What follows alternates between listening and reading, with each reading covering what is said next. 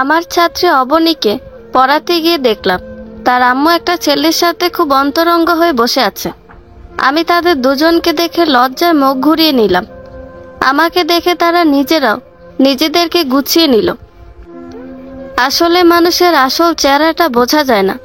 অবনীর মা যে এরকম একটা খারাপ কাজ করতে পারে এটা কখনো আমার ভাবনায় আসেনি।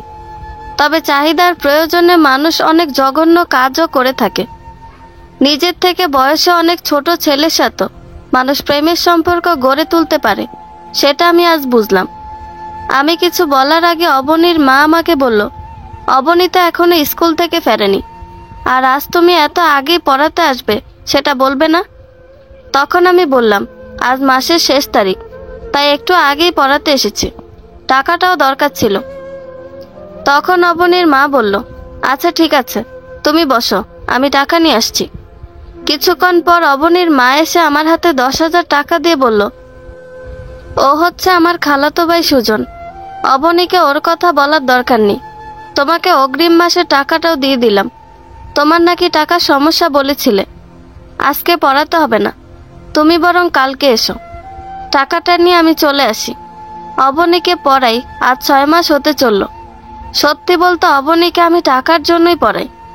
অবনীর বাবার টাকা পয়সার কোনো অভাব নেই, তার বাবা বিদেশ থাকেন, তাই আমাকে মাস শেষে 5,000 টাকা দিতে কোনো সমস্যা হয় না। 10,000 টাকা পেয়ে সেখান থেকে মাকে 4,000 টাকা দিলাম, আর বোনকে 1,000 টাকা। বাকিগুলো আমার প্রয়োজনে কাজে লাগাবো রেখে দিলাম। মাকে দেওয়া এটা আমার প্রথম কোনো উপহার। আমি এর আগে কখনো মাকে টাকা দেইনি। টাকা দেওয়ার পর মায়ের চোখে যে আনন্দটা দেখেছিলাম সেটার কাছে পৃথিবীর সব আনন্দ তুচ্ছ। 1,000 টাকা পেয়ে আমার বোন এতটা খুশি হবে ভাবিনি, কিন্তু যখন টাকা পেয়ে সে আমাকে খুশিতে জড়িয়ে ধরে ভাইয়া বলল, তখন মনে হলো এমন বোনের জন্য জীবনে কিছু করতে না পারলে জীবনের কাছে ঋণী থেকে যাব। পরের দিন অবনীকে পড়াতে গিয়ে দেখলাম অবনী খুব সুন্দর করে সেজেছে। আকাশি রঙের শাড়িতে মেয়েটাকে অন্য দিনের চেয়ে আজ একটু বেশি সুন্দর লাগছে। তাই পড়ানোর সময় তার দিক থেকে কেন জানি চোখ সরাতে পারছিলাম না। আমার এমন অবস্থা দেখে অবনী বলল, স্যার, আপনার কি কোনো গার্লফ্রেন্ড আছে? নিজের ছাত্রীর মুখে এমন প্রশ্ন শুনে কিছুটা আনইজি ফিল করলাম। তারপরেও ধমকের সুরে বললাম, এসব কি প্রশ্ন? আমার গার্লফ্রেন্ড দিয়ে তুমি কি করবে? বাচ্চাদের এসব জানতে হয় না, তুমি পড়াশোনায় মনোযোগ দাও। তখন অবনী বলল, কে পিচ্ছি? দেখেন আমি কত বড় হয়ে গিয়েছি, আর ক্লাস 9-এ পড়া একটা মেয়েকে বাচ্চা বলা মোটেও উচিত না। আমার এক বান্ধবীর বিয়ে হয়েছে, বাচ্চার মাও হয়ে গেছে, আর আপনি আমাকে বাচ্চা বলছেন? অবনীর কথাই ঠিক। অবনীকে আজ মোটেও বাচ্চা বাচ্চা লাগছে না, বড়ই মনে হচ্ছে। শাড়ি পরলে ছোট মেয়েদেরকেও অনেক বড় মনে হয়। অবনীকে আজ বড়দের মতোই মনে হচ্ছে। আমি অবনীর কথা এড়িয়ে যাওয়ার চেষ্টা করলেও পারলাম না। অবনী আবার জিজ্ঞেস করলো, স্যার, আপনি কিন্তু বললেন না আপনার কোনো গার্লফ্রেন্ড আছে নাকি? তখন বাধ্য হয়ে বললাম, ছিল এক সময়, তবে এখন নেই। এবার খুশি তুমি? তোমার প্রশ্নের উত্তর খুঁজে পেয়েছ? তখন অবনীর চোখে মুখে অনেক আনন্দ দেখতে পেলাম। আমার গার্লফ্রেন্ড নেই শুনে অবনী এতটা খুশি হলো কেন বুঝতে পারলাম না। প্রায় 6 মাস পর হঠাৎ করে জানতে পারলাম অবনীর মা প্রেগনেন্ট। এমন অবস্থায় সব জায়গায় জানাজানি হয়ে গেল। যেহেতু অবনীদের বাসায় আমি বাদে আর কোনো ছেলে যাওয়া আসা করতো না, তাই সবাই আমার দিকে আঙুল তুলতে লাগলো, আমাকে সন্দেহ করতে লাগলো। অবনীর মা যখন আমাকেই দোষ দিল তখন আমার মরে যেতে ইচ্ছে করছিল। অবনীর মা নিজেকে বাঁচানোর জন্য আমার নামে যে এত বড় একটা মিথ্যা কথা বলবে আমি কল্পনাও করিনি। অবনীর সামনে সেদিন কি লজ্জাটাই না পেয়েছিলাম। কোনো অপরাধ না করে আমি অবনীর চোখের দিকে তাকাতে পারিনি। অবনী অনেক ঘৃণা নিয়ে আমার দিকে তাকিয়েছিল। সে কাঁদতে কাঁদতে যখন বলল, স্যার, আপনি চাইলে তো আমি আপনাকে এই সুখটা দিতাম, আপনাকে আমি ভালোবাসতাম, আর আপনি কি না আমার মায়ের সাথে এটা করলেন। আপনার প্রতি যে রেসপেক্ট ছিল সেটা আপনি রাখেননি। আপনি কখনোই একজন শিক্ষক হওয়ার যোগ্যতা রাখেন না। কথাগুলো বলে অবনী আমাকে ধাক্কা দিয়ে তাদের বাড়ি থেকে বের করে দেয়। আমিও চলে আসি। এলাকার সবাই জেনে গিয়েছে বিষয়টা, তাই লজ্জায় কারো সামনে যেতে পারতাম না। বাসায়ও চুপচাপ থাকতাম। মা বাবা বোন কেউ আমার সাথে আগের মতো কথা বলে না। আমার জীবনটা যেন একাকিত্বের এক নরকে পরিণত হলো। ঠিক এমন সময় আমার নরকীয় জীবনটাকে আরো বিষাক্ত করে তুলতে ফোন দিল আমার প্রাক্তন। মিলির সাথে আমার 2 বছরের সম্পর্ক ছিল। হঠাৎ করে একদিন প্রচণ্ড রাগারাগি হলো দুজনের মাঝে। সেদিনই ব্রেকআপ করলাম আমরা। তারপরে আমি আর তাকে কোনো দিন ফোন দেইনি, কারণ আমি আমার ইগোর সাথে কখনো আপোষ করতে চাইনি। সেও কখনো ফোন দেয়নি। আজ এতদিন পর কেন ফোন দিল সেটার কারণ খুঁজতে গেলাম না। ফোনটা রিসিভ করতে ওপাশ থেকে ভেসে আসলো চিরপরিচিত সেই কণ্ঠস্বর। তোমার সাথে বিচ্ছেদ হয়ে ভালোই হয়েছে। এমন একটা কাজ করবে কখনো ভাবিনি। আমি ভেবেছিলাম এতদিন পর ফোন দিয়ে তুমি জানতে চাইবে আমি কেমন আছি, কিন্তু তা না করে কাটা গায়ে নুনের ছিটা দিচ্ছ। এটা বলার জন্যই কি ফোন দিয়েছ? সেটা বলার প্রয়োজন মনে হয়নি, কারণ তুমি ভালোই আছো। সেজন্য হয়তো নিজের থেকে বয়সে অনেক বড় একটা মেয়ের সাথে অবৈধ সম্পর্কে জড়াতে পেরেছ। ভালো না থাকলে মানুষ এমন কাজ করতে পারে বলো? আর সবাই না হয় আমার সম্পর্কে জানে না তাই এমনটা বলছে, কিন্তু তুমি তো আমার সম্পর্কে সব জানো, আমাকে চেনো, আমি কেমন মানুষ। তারপরে এমনটা বললে? তোমার সাথে তো 2টা বছর রিলেশন করেছি, কখনো তো একটা চুমুও খেতে চাইনি তোমাকে। তুমি বলো, তোমার সাথে যদি আমি ফিজিক্যাল রিলেশন করতে চাইতাম তাহলে কি তুমি না করতে? আমার তো মনে হয় না তুমি না করতে। যেখানে তোমার মতো মেয়ের সাথে এমনটা করিনি, সেখানে আমার থেকে বয়সে বড় একটা মহিলার সাথে এটা করব কি করে ভাবলে তুমি? ঠিক এমন সময় বাবা আমার রুমে এসে পড়ায় আমি ফোনটা কেটে দিলাম। দীর্ঘ 2 মাস পর আমার রুমে কেউ আসলো, আমার সাথে কেউ কথা বলল। আমার তো ভালো লাগার কথা, খুশি হওয়ার কথা, কিন্তু আমি খুশি হতে পারলাম না। বরং বাবার কথাগুলো শুনে চোখের পানিটাকে অনেক চেষ্টা করেও ধরে রাখতে পারলাম না। বাবা যখন বললেন, কয়েকদিন পর তোর বোনকে দেখতে আসবে, আমি চাই না তোর কারণে আমার মেয়ের বিয়েটা ভেঙে যাক। তুই 1 বছরের জন্য এই বাড়ি থেকে চলে যা। সবাই জানবে তোকে আমরা তেজ্যপুত্র করেছি, তোর সাথে আমাদের কোনো সম্পর্ক নেই। 1 বছরে যদি কিছু করতে না পারিস, নিজের বেঁচে থাকার মতো অবস্থা তৈরি করতে না পারিস, তাহলে চলে আসিস। তখন তোর বোনের বিয়ে হয়ে যাবে, তাই আর কোনো সমস্যা হবে না। তবে আমি চাইবো না তুই আর কখনো এই বাড়িতে ফিরে আস। তোর কারণে আমি আমার মান সম্মান সব হারিয়েছি। কাজটা করার আগে তোর ভাবা উচিত ছিল। তোর সাথে তোর পরিবারের মান সম্মানটাও মিশে আছে। যাই হোক, তোর মাকে আমি এখনো কথাটা বলিনি, তুই চলে যাওয়ার পরেই বলবো। আজ রাতেই চলে যাবি। তোর মা কিংবা বোনের সাথে দেখা করার দরকার নেই। টাকা লাগলে বল, দিয়ে দিব। আমি কিছু বলতে পারলাম না। আমি জীবনে কোনোদিনও চিন্তা করিনি আমার বাবা আমার প্রতি এত কঠোর হবেন কখনো।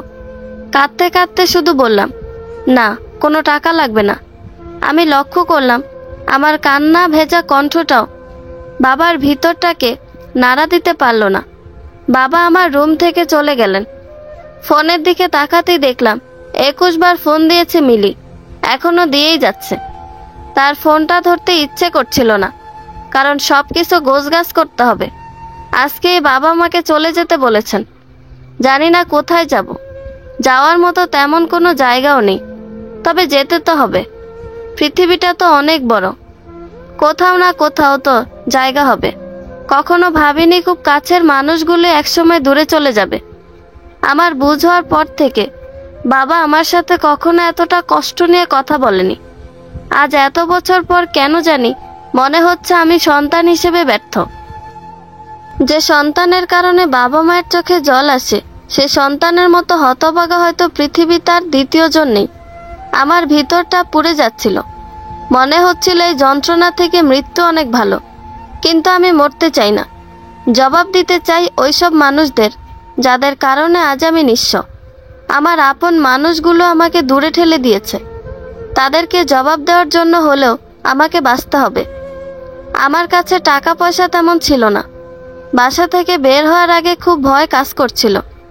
কোথায় যাব, কি খাবো, কি করব, এরকম হাজারো চিন্তা এসে মস্তিষ্কের মাঝে বাসা বাঁধতে লাগলো। এতদিন তো থাকা খাওয়া নিয়ে কোনো চিন্তা করতে হতো না। সারাদিন যাই করি না কেন, দিন শেষে মায়ের হাতের খাবারটা পেতাম। আরামে চিন্তাহীনভাবে তুলতুলে নরম বালিশে মাথা রেখে রাতটা কাটিয়ে দিতে পারতাম। কিন্তু এখন কি পারবো না।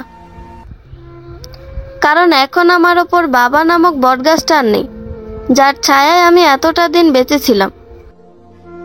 আজ সেই মানুষটা তার ছায়া আমার ওপর থেকে সরিয়ে নিয়েছেন।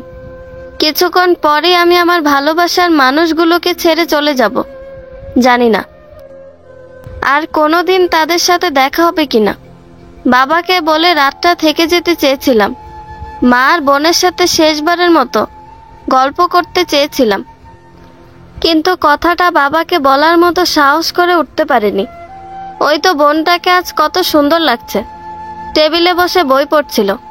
আমাকে দেখে উঠে দাঁড়ালো। আমাকে দেখে বলল, ভাইয়া কিছু বলবে? আমি কিছু বলতে পারলাম না।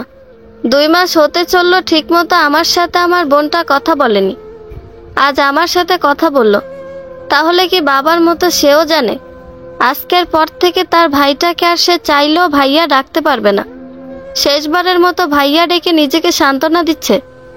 কত ইচ্ছে ছিল বোনটাকে নিজের হাতে বউ সাজাবো। বোনকে বউয়ের সাজে দেখার ইচ্ছেটা বোধহয় সব ভাইয়েরই পূরণ হয় না, আমারও হবে না। তাতে কি, মানুষের জীবনে তো আর সব ইচ্ছেই পূরণ হয় না, আমারও হবে না। তবে মনের ভিতর দুঃখটা থেকেই যায়। শেষবারের মতো বলতে ইচ্ছে করছিল, আরেকবার ভাইয়া বলে ডাক। তোর মুখ থেকে ভাইয়া ডাকটা শুনতে অনেক ভালো লাগে। কিন্তু আমি বললাম না। কি দরকার শুধু শুধু মায়া বাড়িয়ে? অথচ আজকের পর থেকে এই ডাকটা না শুনে আমাকে প্রতিটা রাত কাটাতে হবে। মায়ের রুমে যখন গেলাম তখন মা আমাকে দেখে মুখ ঘুরিয়ে নিল। মনে হলো মা আমার সাথে কথা বলতে চায় না, আমার মুখটা দেখতে চায় না। কিন্তু আমি তো তার মুখ না দেখে থাকতে পারি না, অনেক কষ্ট হয়। তাহলে কি মাও বাবার কথাটা জানে? তাহলে যে বাবা মাকে বলতে না বলল? বাবার মতো মাও আমাকে ঘৃণা করে, সন্তান হিসেবে পরিচয় দিতে লজ্জাবোধ করে। অনেকক্ষণ দাঁড়িয়ে থাকার পরেও মা কোনো কথা বলল না। তখনও মা অন্যদিকে চেয়ে আছেন। আমি আর তখন আমার চোখের বিশুদ্ধ পানিটাকে ধরে রাখতে পারলাম না। নিজের অজান্তেই চোখ দুটো জলে ভিজে গেল। মা হয়তো আমার চোখের জল দেখতে পেয়েছিল কিংবা পায়নি। যখন আমি চলে আসতে নিলাম ঠিক তখন মা আমার সাথে কথা বললেন। মায়ের কথাটা শুনে আমার ভিতরটাতে এত এত ভালো লাগা কাজ করলো, যেটা আমি পাঠকদেরকে লিখে বোঝাতে পারবো না। আমার চোখের জলটাকে তুচ্ছ মনে হলো। মা যখন বলল, কিছু বলবি বাবা? তখন আমি জল মুছতে মুছতে মায়ের দিকে এগিয়ে গেলাম। বলতে চাইলাম, মা দেখো, বাবা আমাকে বাড়ি থেকে চলে যেতে বলেছেন। আমার কারণে নাকি আমার বোনের বিয়ে ভেঙে যাওয়ার সম্ভাবনা আছে। তুমি বলো মা, আমি কি তোমাদের ছেড়ে থাকতে পারবো? কখনো কি থেকেছি? জীবনে একটা রাতও তো তোমাদেরকে ছাড়া কাটাইনি। একটা বছর কিভাবে থাকবো? বাবা কি জানে না আমার যাওয়ার কোনো জায়গা নাই? বাবা কি জানে না আমার কাছে খাওয়ার মতো কোনো টাকা নাই? বাবা কি জানে না তোমার হাতের রান্না না খেলে আমার পেটে খাবার হজম হয় না? তুমি বাবাকে বলে ম্যানেজ করো মা, আমি থাকতে পারবো না তোমাদের ছাড়া। যতটা দিন বাঁচবো তোমাদের মাঝে আমি বেঁচে থাকতে চাই। তোমাদের ছাড়া আমার জীবনটা অপূর্ণ। কিন্তু আমি বলতে পারলাম না। বাবার সেই কথাটা মনে পড়ে গেল। আমি মাকে গিয়ে জড়িয়ে ধরে কাঁদতে লাগলাম। মা তখন বলল, কাঁদছিস কেন? কি হয়েছে তোর? আমাকে বল। আমি মায়ের প্রশ্নের জবাবে কিছু বলতে পারলাম না। শুধু বললাম, আমাকে ক্ষমা করে দিও মা, আমি তোমাদের স্বপ্নটা পূরণ করতে পারিনি। আমার জন্য মানুষের কাছে তোমাদেরকে অনেক ছোট হতে হয়েছে। তবে বিশ্বাস করো মা, আমি এমন কিছু করিনি। তোমার ছেলে কি এমন কাজ করতে পারে? তুমি বলো মা, তুমি তো আমাকে জন্ম দিয়েছো। আমার প্রতি তোমার বিশ্বাস থেকে বলো, আমি কি এমন কিছু করতে পারি? মা কিছু বলে না। আমিও কথাগুলো বলে চলে আসি। জানি না মা কথাগুলো বিশ্বাস করেছে কিনা, সেটা নিয়ে ভাবছিও না। এখন বিশ্বাস করলেই তো আমি আমার হারানো দিনগুলো আর ফিরে পাবো না। আমার 22 বছরের জীবনে কখনো এভাবে মাকে জড়িয়ে ধরিনি। হয়তো লজ্জা কিংবা সংকোচ, যে কারণেই হোক না কেন, মাকে কখনো জড়িয়ে ধরা হয়নি। তবে আজ যখন মাকে জড়িয়ে ধরলাম, তখন আমি একটা জিনিস উপলব্ধি করলাম। মাকে জড়িয়ে ধরে কাঁদার মতো সুখ এই পৃথিবীতে আর কিছু হতে পারে না। আমি যখন মাকে জড়িয়ে ধরে কাঁদছিলাম, তখন মনে হলো আমি পৃথিবীর সবচাইতে বিশুদ্ধ আর পবিত্র মানুষটাকে জড়িয়ে ধরে আছি। এখন প্রায় রাত 12টা বাজে। বাসার সবাই ঘুমিয়ে গেছে। বাবা বলেছিলেন আমি চলে যাওয়ার কথাটা কেউ যেন জানতে না পারে, সেটাই করছি। সত্যি বলতে যেতে ইচ্ছে করছিল না, আবার থাকার মতো অবস্থাতেও আমি নেই। বাড়ির বাইরে চলে এসেছি, আর চাইলেও আমি এই বাসায় যেতে পারবো না। কারণ এই বাসার মানুষগুলোকে আমি সবসময় ভালো দেখতে চাই। তাদেরকে আমি কোনো সুখ দিতে না পারলেও কোনো দুঃখ দিতে চাই না। তাই বাবার বাধ্য সন্তান হয়ে বাবার কথা মতো বাসা থেকে চলে যাচ্ছি। শেষবারের মতো যখন জানালার দিকে তাকালাম, তখন কাউকে দেখতে পেলাম না। অথচ আমি আশা করেছিলাম বাবা আমার চলে যাওয়াটা দেখবে, শেষবারের মতো আমাকে দেখবে। কিন্তু এমনটা হলো না। ফোনটা আবার হাতে নিলাম। অন্তত কয়েকটা রাত কারো না কারো বাসায় থাকতে হবে। এত রাতে কার বাসায় যাব, এটা ভাবতেই মনে হলো এত রাতে কাউকে বিরক্ত করা ঠিক হবে না। আজকের রাতটা না হয় ফুটপাতেই কাটাই। কত মানুষ তো তাদের সারাটা জীবন রাস্তায় কাটালো, আমি না হয় একটা রাতের জন্য ফুটপাতের মানুষ হয়ে গেলাম। যদিও আমি জানি আমার আর ফুটপাতের মানুষগুলোর মাঝে কোনো পার্থক্য নেই এখন, কারণ তাদের মতো আমারও এখন কোনো আপন মানুষ নেই। কিছু সময় আগে সব কিছু ত্যাগ করে আমাকে চলে আসতে হয়েছে। এখন আমি একা, বড়ই একা। আমার জীবনে আপন কিংবা পর কেউ নেই। আমার একাকিত্বের জীবনের শুরু আজ। জানি না এই একাকিত্বের সাথে লড়াই করে কতদিন টিকতে পারবো আমি। ফোনটা চেক করতে দেখলাম 72টা মিসড কল। মিলির সাথে কথা বলার পর ফোনটার প্রতি আর মনোযোগ দেওয়া হয়নি। একবার শুধু দেখেছিলাম মিলি অনেকবার ফোন দিয়েছে। তখন ফোনে কথা বলার মতো অবস্থা ছিল না, তাই এড়িয়ে গিয়েছিলাম। আমি নিজেই মিলিকে ফোন দিতে চাইলাম, কিন্তু দেখলাম অনেক রাত হয়ে গেছে। এত রাতে মিলি হয়তো ঘুমিয়ে গেছে, তাই ফোন দিব কি দিব না এটা নিয়ে দ্বিধায় পড়ে গেলাম। সবশেষে যখন রাতটা কোনো ক্রমে পার হচ্ছিল না, তখন মিলিকে ফোন দিলাম। ফোন দেওয়ার সাথে সাথেই মিলি ফোন ধরে ফেলবে এটা ভাবিনি। তার মানে এতক্ষণ সে জেগেছিল। ফোন রিসিভ করে মিলি খুব কড়া গলায় বলল, সমস্যা কি তোমার? নিজেকে কি মনে করো তুমি? এত বড় জঘন্য একটা কাজ করেও তুমি আমার সাথে ভাব নিচ্ছ, আমাকে ইগনোর করছো। কতবার ফোন দিয়েছি হিসাব করেছ? আমার তোমাকে এড়িয়ে চলা উচিত, সেখানে তুমি আমাকে এড়িয়ে চলছো। ব্রেকআপের পর তুমি যদি একটি বার ফোন দিয়ে সরি বলতে, তাহলে আমি সব ভুলে যেতাম, তোমাকে বুকে টেনে নিতাম। কিন্তু তুমি সেটাও করনি। কেন করনি? তোমার ইগোর কারণে, তাই তো? আজ যখন এতদিন পর নিজ থেকে ফোন দিলাম, তখন তুমি আমার ফোন ধরতে চাও না, ফোন কেটে দাও। আমি মিলিকে আমার কষ্টের কথা বলতে চাইলাম আমার নিঃস্ব হওয়ার কথা। তাকে বলতে চাইলাম আমার বাবা আমাকে বাড়ি থেকে 1 বছরের জন্য বের করে দিয়েছেন। 1 বছরের জন্য না, সব সময়ের জন্য। কারণ আমি হয়তো আর ওই বাড়িতে কোনোদিন পা রাখবো না। কিন্তু বললাম না, আমার কষ্টের কথা কাউকে জানাতে চাই না আমি। আর মিলি আমার এখন কেউ না। তাকে বললে হয়তো সে মজা নিবে। সুখের কথা মানুষকে বলা যায়, মানুষের সাথে শেয়ার করা যায়, কিন্তু দুঃখের কথা কখনো কাউকে বলতে নেই, তাহলে মানুষ মজা নিবে। আমি আমার দুঃখটা শুধু আমার মাঝে লুকায়িত রাখতে চাই, কাউকে বলতে চাই না। আমি মিলিকে বললাম, একটু সমস্যা হয়েছিল তাই ফোনটা ধরিনি। সমস্যা নেই, তুমি তোমার যত রাগ আছে আমার ওপর ঝাড়তে পারো, আমি কিছু মনে করব না। তবে তোমার কাছে আমার একটাই অনুরোধ, আমার ওপর কোনো অভিযোগ রেখো না। আমার কথা শুনে মিলি ফোনটা রেখে দেয়। তার ফোন রেখে দেওয়ার কারণটা আমি খুঁজতে গেলাম না। হয়তো আমার কাপুরুষের মতো আত্মসমর্পণটা সে মেনে নিতে পারেনি, তাই ফোনটা রেখে দিয়েছে। মিলি আবার আমাকে ফোন দিল। এবার সে কিছুটা নরম হলো আমার প্রতি, হয়তো বুঝতে পেরেছে আমি ভালো নেই। মিলি আমাকে জিজ্ঞেস করলো, কি হয়েছে তোমার? আমি কিছু বললাম না। মিলি আবারও জিজ্ঞেস করলো, আমি এড়িয়ে গেলাম। মিলি আমার কাছ থেকে কোনো উত্তর না পেয়ে চুপ হয়ে গেল। আমি তাকে বললাম, তোমাকে একটা কথা বলতে চাই, তুমি সত্যি সত্যি মন থেকে উত্তর দিবে। যদি মন থেকে উত্তর দাও তাহলে আমি কথাটা বলবো, না হলে বলবো না। তখন মিলি বলল, কি এমন জানতে চাও যে আমাকে এভাবে শপথ করিয়ে নিচ্ছ? খারাপ কিছু না তো?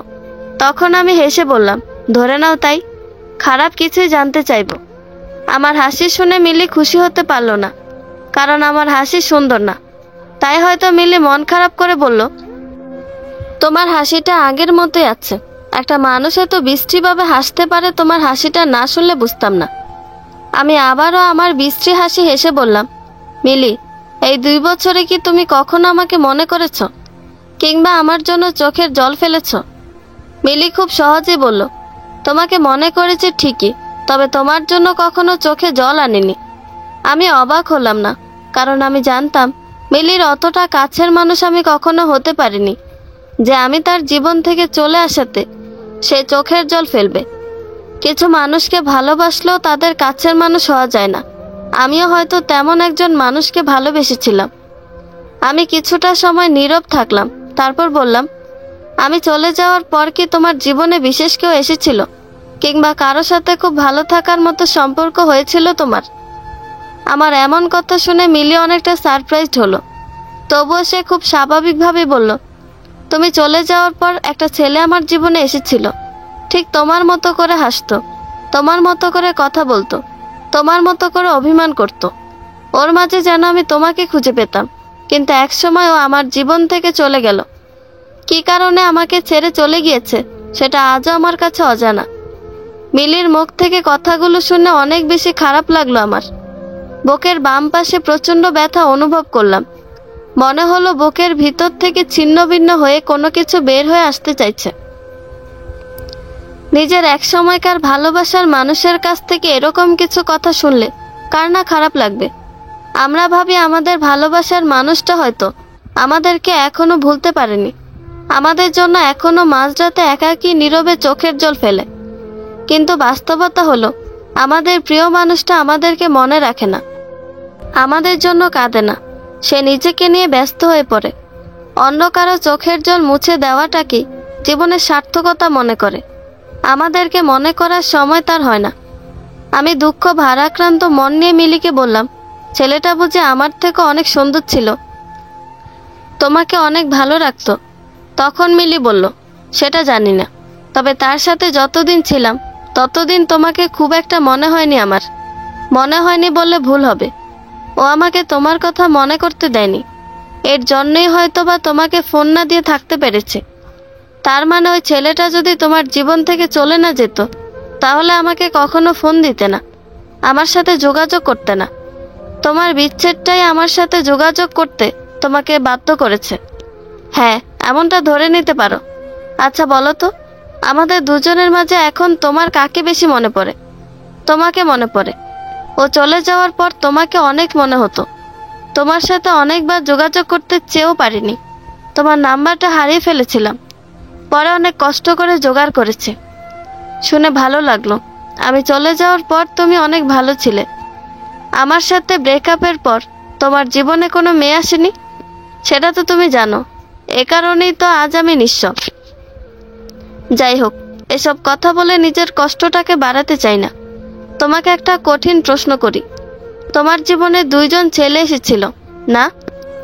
আমি আর ওই ছেলেটা যাকে পেয়ে তুমি আমাকে ভুলে গিয়েছিলে, তুমি কি বলতে পারবে এই দুজন মানুষের মধ্যে তুমি কাকে সত্যি সত্যি ভালোবেসেছিলে, মন থেকে নিজের করে চেয়েছিলে? তোমাকে। আমার এখন ওই ছেলেটাকে মনে হয় না, কিন্তু তোমাকে মনে হয়। ওই ছেলেটাকে আমি ভুলে গেল, তোমাকে ভুলতে পারিনি। মিলি, তোমার মন অনেক মিথ্যা বলে, মনকে বোঝাও, এত মিথ্যা বলা ভালো না। সত্য কি জানো, তুমি আমাকে কখনোই ভালোবাসোনি। যদি বাসতে, তাহলে কখনোই তুমি দ্বিতীয় কাউকে ভালোবাসতে পারতে না। দ্বিতীয় কারোর সাথে সম্পর্কে জড়িয়ে আমাকে ভুলে যেতে না। মানুষকে একজনকে ভালোবাসা অবস্থায় অন্য কারোর সাথে সম্পর্কে জড়ায় না। আমি একটা মেয়ে হয়ে বলছি, তুমি হয়তো জানো না, কত শত মেয়ে নিজের ভালোবাসার মানুষকে ভুলতে না পেরো পরিবারের কথা চিন্তা করে অন্য একজন মানুষের সাথে বিয়ে নামক পবিত্র বন্ধনে জড়িয়ে পড়ে। তারা কি একজনকে ভালোবাসা অবস্থায় অন্য কারোর সাথে চিরদিনের জন্য নিজেকে জড়ায়নি? আমি না হয় রিলেশনে জড়িয়েছি, কিন্তু তুমি কি করেছো? তোমার থেকে বয়সে বড় একটা মহিলার সাথে অবৈধ সেক্সুয়াল সম্পর্কে জড়িত হয়েছ। তাহলে বলো, তুমি আমাকে কতটা ভালোবাসতে, যার জন্য এরকম একটা অবৈধ ফিজিক্যাল রিলেশন করতে পেরেছ? আমি তোমাকে আমার ভালোবাসার প্রমাণ দিতে চাই না, কিংবা বিশ্বাসও করাতে চাই না আমি নির্দোষ। যেখানে আমার বাবা মাকে বিশ্বাস করাতে পারিনি, সেখানে তোমাকে বিশ্বাস করে কি লাভ? এমন না তো যে তোমাকে বিশ্বাস করাতে পারলে সারা দুনিয়ার কাছে আমি আবার আগের মতো বিশুদ্ধ হয়ে যাব। মিলি ফোনটা রেখে দেয়। কেন এমন করলো জানি না। পরে যখন ফোন দিলাম, তখন তার ফোন বন্ধ পেলাম। এখন প্রায় রাত 1টা বাজে। ফুটপাতের মানুষগুলো ঘুমিয়ে গিয়েছে। জনমানব শূন্য স্থানে যেমনটা নীরবতা বিরাজ করে, ঠিক সেরকমই নিস্তব্ধতা বিরাজ করছে এখন। 2-1টা কুকুর মাঝে মাঝে ঘেউ ঘেউ শব্দ করে উঠছে। এছাড়া আর কোনো শব্দ আমার কানে আসছে না।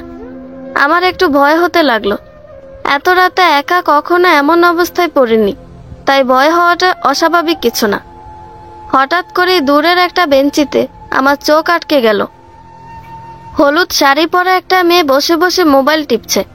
ভয়টা যেন আরো তীব্রতর হতে লাগলো। এত রাতে কোনো মেয়ে তো এখানে থাকার কথা না। তাহলে কি কোনো ভূত পেতনি? পেতনিরা কি হলুদ শাড়ি পরে নাকি সাদা শাড়ি পরে? পেতনি হলে নিশ্চয় হলুদ শাড়ি পরতো না। আমি ভয়ে ভয়ে মেয়েটার দিকে এগিয়ে গেলাম। পায়ের দিকে তাকিয়ে বুঝলাম পা মাটির সাথে লাগানো। তার মানে ভূত হওয়ার কোনো চান্স নেই। ভয়টা কিছুটা হলেও কেটে গেল। আমাকে দেখে মেয়েটা দূরে সরে বসলো। একটা মেয়ে এত রাতে একটা ছেলেকে দেখে যতটা ভয় পাওয়ার কথা, মেয়েটা তার বিন্দু পরিমাণ ভয়ও আমাকে দেখে পেল না। বরং খুব সাহস নিয়ে জিজ্ঞেস করলো, কিছু বলবেন? এত রাতে এখানে কি করছেন? আমি মেয়েটার এমন প্রশ্ন শুনে থমকে গেলাম। আমি তার প্রশ্নের উত্তর না দিয়ে বললাম, আমি তো একটা ছেলে, তাই এত রাতে একা ঘোরাটা খুব কমন বিষয়। কিন্তু আপনি একটা মেয়ে হয়ে এত রাতে এখানে কি করছেন? তাও আবার গায়ে হলুদ শাড়ি। তখন মেয়েটা যা বলল তা শুনে কিছুক্ষণের জন্য বোবা হয়ে গেলাম। মেয়েটা বলল, আসলে আমি আমার বয়ফ্রেন্ডের জন্য অপেক্ষা করছি। ওর আসার কথা 12টার সময়, কিন্তু 1 ঘন্টা পার হয়ে গেল, এখনো আসলো না। তাই বাধ্য হয়ে বসে আছে। ও আসলেই ওর সাথে চলে যাব। আমি তার ব্যাপারে ক্লিয়ার হওয়ার জন্য বললাম, বিয়ে বাড়ি থেকে পালিয়ে এসেছেন? তখন মেয়েটা কপাল কুঁচকে বলল, এটাও বলতে হবে? কাপড় চোপড় দেখে বুঝতে পারছেন না? বাবা মা জোর করে বিয়ে দিচ্ছিল, তাই যাকে ভালোবাসি তার সাথে পালিয়ে যাওয়ার জন্য বিয়ের আসর থেকে চলে এসেছি। আমি জোরে একটা নিঃশ্বাস ফেলে বললাম, ও, আপনার বয়ফ্রেন্ডকে ফোন করেন, দেখেন কোথায় আছে, তাহলেই তো হয়। তখন মেয়েটা আমার দিকে রাগী চোখে তাকিয়ে বলল, ফোন খোলা থাকলে কি আর এভাবে বসে থাকতাম? সেই কখন থেকে ফোন দিচ্ছি, ফোন বন্ধ দেখাচ্ছে। আমার কথা বাদ দিন, আপনি এত রাতে এখানে কেন? আপনারও কি আমার মতো সেম কেস নাকি? গার্লফ্রেন্ডকে ভাগিয়ে নিয়ে যাবেন? আমি বললাম, না না, এমন কোনো কিছু না। তখন মেয়েটা বলল, তাহলে কেমন কিছু? মানে কি জন্য এত রাতে এখানে এভাবে তল্পাতল্পি নিয়ে ঘুরতেছেন? আমি যখন মেয়েটাকে কিছু বলতে যাব, ঠিক তখনই কিছু মানুষ এসে আমাদের দুজনকে ঘিরে ফেলে। একজন 25-26 বছরের যুবক আমার কলার চেপে ধরে। মেয়েটাও প্রচণ্ড ভয় পেতে লাগলো। আমি ছেলেটাকে ধাক্কা দিয়ে নিজেকে একটু দূরে সরিয়ে নিয়ে বললাম, আসলে আপনারা যা ভাবছেন তা না। আমি এই মেয়েটাকে চিনিও না। একটু আগেই তার সাথে পরিচয় হয়েছে। আপনারা হয়তো ভেবেছেন আমি ওর বয়ফ্রেন্ড, বাট এটা আপনাদের ভুল ধারণা। আমি ওর বয়ফ্রেন্ড না। বিশ্বাস না হলে মেয়েটাকে জিজ্ঞেস করেন। আমার কথা শুনে মনে হলো সবাই মঙ্গল গ্রহ থেকে পৃথিবী গ্রহে অবতরণ করলো। তাদের রিয়াকশন দেখে বোঝা যাচ্ছে এই মেয়ের বয়ফ্রেন্ডের উপর তাদের কতটা রাগ জমা আছে। এজন্যই বুঝি কোনো কথাবার্তা না বলে এভাবে কলার চেপে ধরেছে। একজন তো বলেই ফেললো, এই শালা মিথ্যা কথা বলতেছে, নিজেকে বাঁচানোর জন্য মিথ্যা বলতেছে। ওদের দুজনের এটা আগে থেকে প্ল্যান ছিল, ধরা পড়লে এসব বলবে। ও যদি স্পৃহার বয়ফ্রেন্ড নাই হবে তাহলে এত রাতে ওর সাথে বসে গল্প করছে কেন? ওর ব্যাগ দেখে বোঝা যাচ্ছে বাসা থেকে বের হওয়ার সময় সব রকম প্রস্তুতি নিয়ে বের হয়েছে। কাজে ওরে বিশ্বাস করা যাইব না। পিঠে কিছু পড়লেই সব সত্য বলবে। তাহলে মেয়েটার নাম স্পৃহা। মেয়েটার সাথে কথা বললেও তার নামটা জানা হয়নি। তবে আমি তার নাম নিয়ে না ভেবে কিছু বলবো বলে ঠিক করলাম। কিন্তু তার আগে 50-55 বছরের একজন বয়স্ক লোক বলে উঠল, এত কথা বলার দরকার নেই, বাসায় নিয়ে চল। ওর জন্য আমার মেয়ের বিয়ে ভেঙে গেছে। ছেলে পক্ষের কাছে আমার মাথা হেট হয়ে গেছে। মেয়ে ভাগিয়ে নেওয়ার শাস্তি ওকে পেতে হবে। আমি আবারও বললাম, আপনাদের ভুল হচ্ছে। আমি সেই ছেলে নয়। আপনাদের মেয়েকে জিজ্ঞেস করুন। আমি না হয় বাঁচার জন্য মিথ্যা বলতে পারি, আপনাদের মেয়ে তো আর মিথ্যা বলবে না। তাই ওনাকে জিজ্ঞেস করুন, তাহলেই সব ক্লিয়ার হয়ে যাবে। আপনাদের ভুলটাও ভেঙে যাবে। আমি মেয়েটার দিকে তাকিয়ে দেখলাম সে ভয়ে কাঁপছে। একটা মেয়ে নিজের বাবাকে এতটা ভয় পেতে পারে জানা ছিল না আমার। ভয়ের চোটে এই মেয়েটার মুখ দিয়ে কোনো কথাই বের হচ্ছে না। আমি মেয়েটাকে অনেকবার বলার পরও সে কোনো কথা বলল না। মেয়ের বাবাকে অনেক বোঝালাম, কিন্তু তারা আমার কথাগুলো বিশ্বাস করলো না। তাদের মেয়েকে ভাগিয়ে নিতে চেয়েছিলাম আমি, এটা মনে করেই তারা আমাকে তাদের সাথে নিয়ে গেল। আমারও ক্ষমতা ছিল না এতগুলা লোকের কাছ থেকে নিজেকে ছাড়িয়ে নেওয়ার, তাই বাধ্য হয়ে তাদের সাথে যেতে হলো। অবশ্য একদিক থেকে ভালোই হয়েছে আমার জন্য। এখন অন্তত থাকা খাওয়ার চিন্তাটা আর করতে হবে না।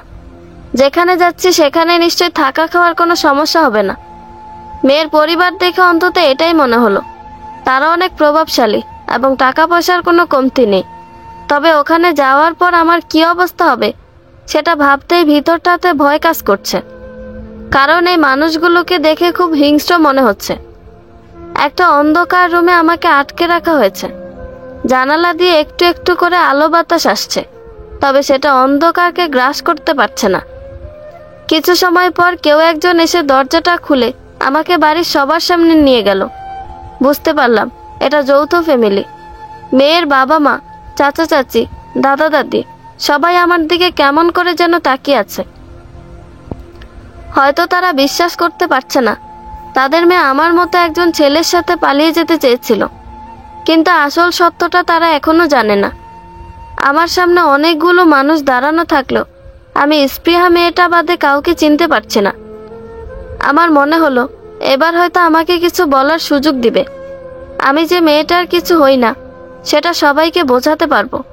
কিন্তু এমন হলো না। স্পৃহার বাবা আমার দিকে না তাকিয়ে স্পৃহাকে প্রশ্ন করতে লাগলেন।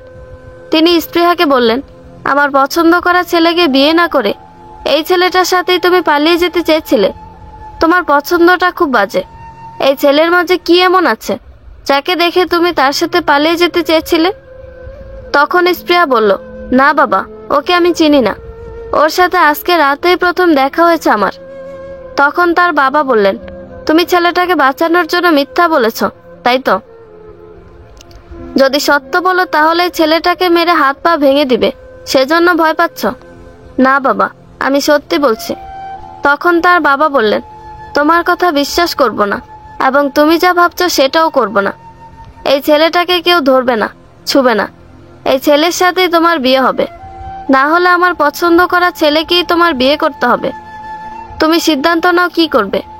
প্রতিষ্ঠিত একজন ছেলেকে বিয়ে করে আরামায়েশে বেঁচে থাকবে, নাকি এরকম একটা চালচুলোহীন ছেলেকে বিয়ে করে অভাব অনটনে দিন কাটাবে? আমি আর কিছু বুঝতে না পারলেও এটা খুব ভালো করে বুঝতে পারলাম এরা কেউ আমাকে নিজ থেকে কিছু জিজ্ঞেস করবে না। যা বলার আমাকে বলতে হবে। আমি তাদের বাপ মেয়ের কথার মধ্যে নিজেকে ঢুকিয়ে বললাম, আপনাদের সমস্যা কি? নিজেরাই যা ইচ্ছে বলে যাচ্ছেন। আমার কথা শোনার কোনো প্রয়োজনই মনে করছেন না। আর এই যে ম্যাডাম, আপনি এভাবে ভয়ে ভয়ে কথা বলছেন কেন? আর এই যে, আপনি কি বাংলা বোঝেন না? আপনার মেয়ে এত করে বলার পরেও কেন বিশ্বাস করছেন না যে আমি তার বয়ফ্রেন্ড না? আর তাছাড়া আপনি বললেই তো আর আপনার মেয়েকে আমি বিয়ে করব না। যাকে চিনি না জানি না তাকে বিয়ে করার কোনো প্রশ্নই আসে না। তাই এসব নাটক না করে আমাকে যেতে দিন। তখন তিনি তিরস্কারের সুরে বললেন, তো রাজি হওয়াতে কিছু যায় আসে না। আমার মেয়ে রাজি হলেই হবে। তাকে বেছে নিতে হবে সে কাকে বিয়ে করবে, আমার পছন্দ করা ছেলেকে নাকি তোকে। আমার কথার কোনো গুরুত্বই দিল না কেউ। সবশেষে মেয়েটা বিয়ে করার জন্য আমাকেই বেছে নিল। আমাকে বেছে নেওয়ার কারণটা আমার মস্তিষ্কটা আঁচ করতে পারল না। এখন শুধু একটা কথাই মনে পড়ছে, বিপদ যখন আসে চারদিক থেকে আসে। আমি চাইলেও এত এত মানুষকে ফাঁকি দিয়ে এখান থেকে পালাতে পারবো না। পরের দিন বাধ্য হয়ে বিয়েটা করতে হলো আমাকে। আমি কখনো ভাবিনি আমার বিয়েটা এভাবে হবে। যে মেয়েটার সম্পর্কে আমি কিছুই জানলাম না, তার সাথে আজ বিয়ে হলো আমার। এটাই বুঝি নিয়তির খেলা। আল্লাহ যা চাইবে সেটার উপরে আমাদের মানুষের কোনো হাত নেই। ভাগ্যের উপর কারো হাত নেই, সেটার প্রমাণ আমি নিজে। বিয়ে করার সময় কবুল কথাটা মুখ দিয়ে বের হচ্ছিল না। কবুল বলার সময় নিজেকে পৃথিবীর সবচেয়ে অসহায় মানুষ মনে হলো। যার পাশে কেউ নাই, একজন মানুষও নাই যাকে আপন ভাবতে পারি। যার সাথে বিয়ে হচ্ছে সেও তো আপন না। বিয়ে সম্পন্ন হওয়ার পর সবাই চলে গেল। আমাকে আর মেয়েটাকে একটা ঘরে পাঠিয়ে দেওয়া হলো। বুঝলাম এটা আমাদের বাসর ঘর। চারদিকে কাঁচা রজনীগন্ধার সমাহার। বিছানার প্রতিটি কোনায় কোনায় গোলাপের সুবাস। কিছুক্ষণ পরে বিছানাটাতে আমাকে ঘুমাতে হবে, তাও আবার একটা মেয়ের সাথে। এটা যেন বিশ্বাসই হচ্ছিল না। মনে হচ্ছিল কোনো স্বপ্ন দেখছি, কিন্তু না, এটা কোনো স্বপ্ন না, বাস্তবে আমার সাথে এটা হচ্ছে। নিজের বাসরটা এমন হবে কখনো ভাবিনি। মেয়েটা দরজা লাগিয়ে দিয়েই আমার পাশে এসে বসলো আর বলল, আসলে সরি, এমনটা হবে বা কখনো হতে পারে ভাবিনি। আমার দোষ কি বলেন? দোষটা তো আপনারই। আপনি নিজ থেকে আমার সাথে কথা বলতে এসেছিলেন। আপনি যদি কথা বলতে না আসতেন তাহলে আপনার সাথে আমি কথা বলতাম না, গল্পও করতাম না, আর আপনাকে এমন অবস্থায় পড়তে হতো না। যার সাথে বিয়ে ঠিক হয়েছে তার থেকে আপনিই বেটার। লোকটা অনেক বয়স্ক, তাই আপনাকে বেছে নিয়েছে। আমি মেয়েটার কথা শুনে 420 ভোল্টের একটা শক খেলাম। এত বড় একটা ঘটনা ঘটে যাওয়ার পরেও মেয়েটা কত সহজে সরি বলে দিল। আমার সাথে তার বিয়ে হয়েছে, এজন্য তার মন খারাপের কোনো চিহ্নই দেখতে পেলাম না তার চোখে মুখে। তাহলে এই মেয়ে কি স্বাভাবিক না? কোনো সমস্যা আছে? স্বাভাবিক হলে তো এমন একটা বিয়েতে তার খারাপ লাগার কথা, কিন্তু তার তো লাগছে না। আমি কিছু বলবো তার আগেই মেয়েটা বলল, আমার মনে হয় আবিরের বড় কোনো সমস্যা হয়েছে, না হলে এমনটা তো করার কথা না। আবির আমাকে ওর নিজের থেকেও বেশি চায়। ওর না আসার পেছনে কোনো কারণ আছে। তা আমি সিদ্ধান্ত নিয়েছি আজকে আবার পালাবো আমি। আপনাকে বিয়ে করার এটা একটা কারণ। আপনি আমাকে সাহায্য করতে পারবেন, যেটা ওই লোকটা করতো না। সবাই ভেবেছে বিয়ে যেহেতু হয়ে গিয়েছে তাই আর আমাকে নিয়ে কোনো ভয় নেই। এই সুযোগটাই আমি কাজে লাগাতে চাই। আমি তার কথা শুনে বললাম, পাগল নাকি আপনি? পালাবেন মানে? যদি পালাবেনই তাহলে বিয়ে করলেন কেন? আবার আমাকে বিপদে ফেলতে চাইছেন? আপনি চলে গেলে তো মনে হয় আমাকে আর বাঁচিয়ে রাখবে না। তখন মেয়েটা চাপা হাসি হেসে বলল, হ্যাঁ ঠিক বলেছেন, আমার বাবা খুব রাগী মানুষ। বাসর ঘরে নিজের বউকে ধরে রাখতে পারেননি, পালিয়ে গেছে এটা শুনলে নিশ্চিত আপনাকে মেরে ফেলবে। অনেক সময় পর মেয়েটা বলল, আপনার ব্যাগ কোথায়? আমি তো আগেই সব কিছু গুছিয়ে রেখেছি। আপনি তাড়াতাড়ি আপনার ব্যাগ রেডি করুন, এখনই আমাদেরকে পালাতে হবে। এখন বাসার সবাই ঘুমিয়ে গেছে। আমি তার কথা শুনে কিছু বলতে পারলাম না। তার দিকে হা করে তাকিয়ে রইলাম। আমার এভাবে তাকানো দেখে সে বলল, হা করে তাকিয়ে আছেন কেন? বাসর করবেন নাকি? বিছানায় কোলবালিশ আছে, ওটার সাথে বাসর করুন। শখ কত আমার সাথে বাসর করবে?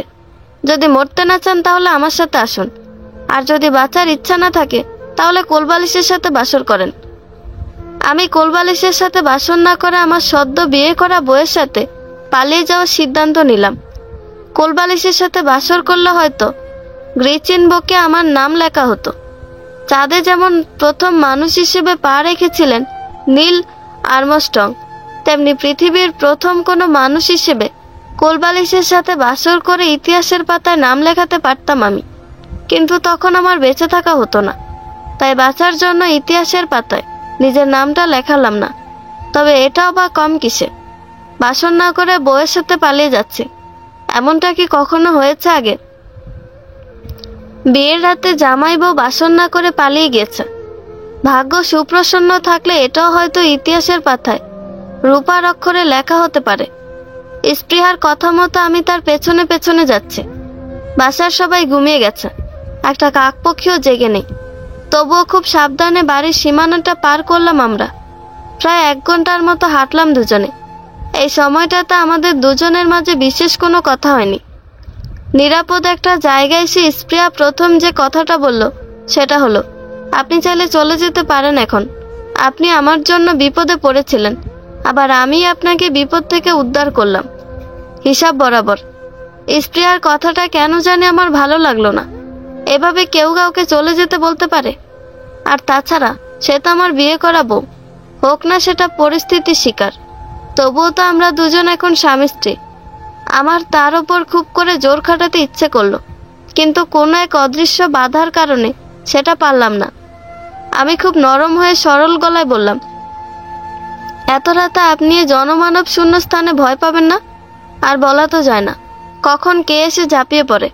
দেশের অবস্থা তো জানেনই, যেই হারে ধর্ষণ হচ্ছে, তার ওপর আবার আপনি অনেক সুন্দরী। আপনার ওপর থেকে নজর সরানো অনেক টাফ। তাই বলছিলাম আরেকবার ভেবে দেখেন, সত্যিই কি আমি চলে যাব নাকি আপনার সাথে থেকে যাব? আমার কথা শুনে স্পৃহা আগের স্বাভাবিক অবস্থা থেকে কিছুটা হলেও ভয় পেল। তাই আমাকে বলল, আচ্ছা ঠিক আছে, তবে সকাল হলে আমাদের দুজনের রাস্তা আলাদা হয়ে যাবে, মনে থাকে যেন। আমি তার কথা শুনে হ্যাঁ না কিছুই বললাম না, শুধু মাথা নাড়ালাম। সারা রাত স্পৃহার সাথে কাটালাম আমি। অনেক কথা বললাম তার সাথে। আমার অতীতের বেদনাদায়ক দিনগুলোর কথা তাকে শোনালাম। তবে সে এক মুহূর্তের জন্য আমার জন্য মন খারাপ করলো না, বরং সে তার বয়ফ্রেন্ডকে নিয়ে চিন্তায় পড়ে গেল। কারণ সারা রাত ফোনের পর ফোন দিয়েও তার কোনো খোঁজ পাওয়া গেল না। আজ 2 দিন হলো তার ফোন বন্ধ। সকালে যখন তাকে আমি বললাম, তাহলে কি এখন আমি চলে যাব? যেহেতু এখন আর আমাকে আপনার প্রয়োজন নেই, আমি থেকেই বা কি করব? তখন সে রাগী কণ্ঠে বলল, চলে যাবেন মানে? আমি কি চলে যেতে বলেছি আপনাকে? আপনি আমার সাথে ততদিন থাকবেন যতদিন না আমি আমার বয়ফ্রেন্ডকে খুঁজে পাচ্ছি। তখন আমিও রাগী চোখে তার দিকে তাকিয়ে বললাম, মানেটা কি? সবকিছু আপনার ইচ্ছেতে হবে নাকি? আপনি নিজে বাঁচার জন্য আমাকে বিয়ে করলেন, অথচ আপনি চাইলে আপনার বাবার পছন্দ করা ছেলেটাকে বিয়ে করতে পারতেন। তাহলে আর আমাকে এত ঝামেলায় পড়তে হতো না। এখন আবার বলছেন আপনার কথা শুনতে হবে, মগের মূল্যক নাকি? তখন স্পৃহা বলল, হ্যাঁ, আমার কথাই শুনতে হবে, কারণ আমি আপনার বিয়ে করা বউ। আর বউয়ের কথা জামাই শুনবে না তো কে শুনবে? বয়ফ্রেন্ডের সাথে দেখা করব, আপনাকে ডিভোর্স দিব, তারপর আপনার যেখানে ইচ্ছে সেখানে চলে যাবেন, আমি কিছু বলবো না। তবে যতদিন আপনি আমার বিয়ে করা স্বামী, ততদিন আমার সাথে থেকে আমার বয়ফ্রেন্ডকে খুঁজে বের করতে সাহায্য করতে হবে। এই সময়ে যে মেয়েটা মজা করবে আমি কখনো ভাবিনি। অবশ্য প্রথমবার কথা বলে বুঝেছিলাম মেয়েটা সিরিয়াস মুডে মজা করতে ভালোবাসে, তাই হয়তো এমন করছে। আমিও মজা করে বললাম, ওলে ওলে আমার সোনা বউটারে, এতই যদি জামাই জামাই বলেন তাহলে নিজে বাসন না করে কোলবালিশ এগিয়ে দিয়েছিলেন কেন? তখন স্প্রে হেসে বলল, আমার বয়ফ্রেন্ড আছে তাই। বয়ফ্রেন্ড থাকতে জামাইয়ের সাথে বাসর করাটা কেমন দেখায় না? খুব খারাপ দেখায় এটা। তাই তো আপনাকে কোলবালিশ এগিয়ে দিয়েছিলাম, আপনি করে দেখতে পারতেন। বিয়ে করার আগ পর্যন্ত তো ছেলেরা কোলবালিশের সাথে বাসর করে।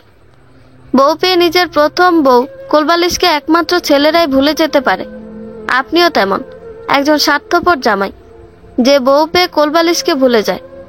স্প্রিয়া প্রথম এভাবে হাসলো আমার সামনে। তার হাসিটা জানান দিয়ে যাচ্ছে এর থেকে সুন্দর হাসি আর কারো হতে পারে না। আমি তার হাসিতে মুগ্ধ না হয়ে পারলাম না। তবে হেসে হেসে যে মেয়েটা এত মজা করে কথা বলতে পারে আমার জানা ছিল না। আমিও মজার ছলে বললাম, আর জামাই থাকতে বুঝি বয়ফ্রেন্ডের কাছে চলে যাওয়াটা খুব ভালো দেখায়?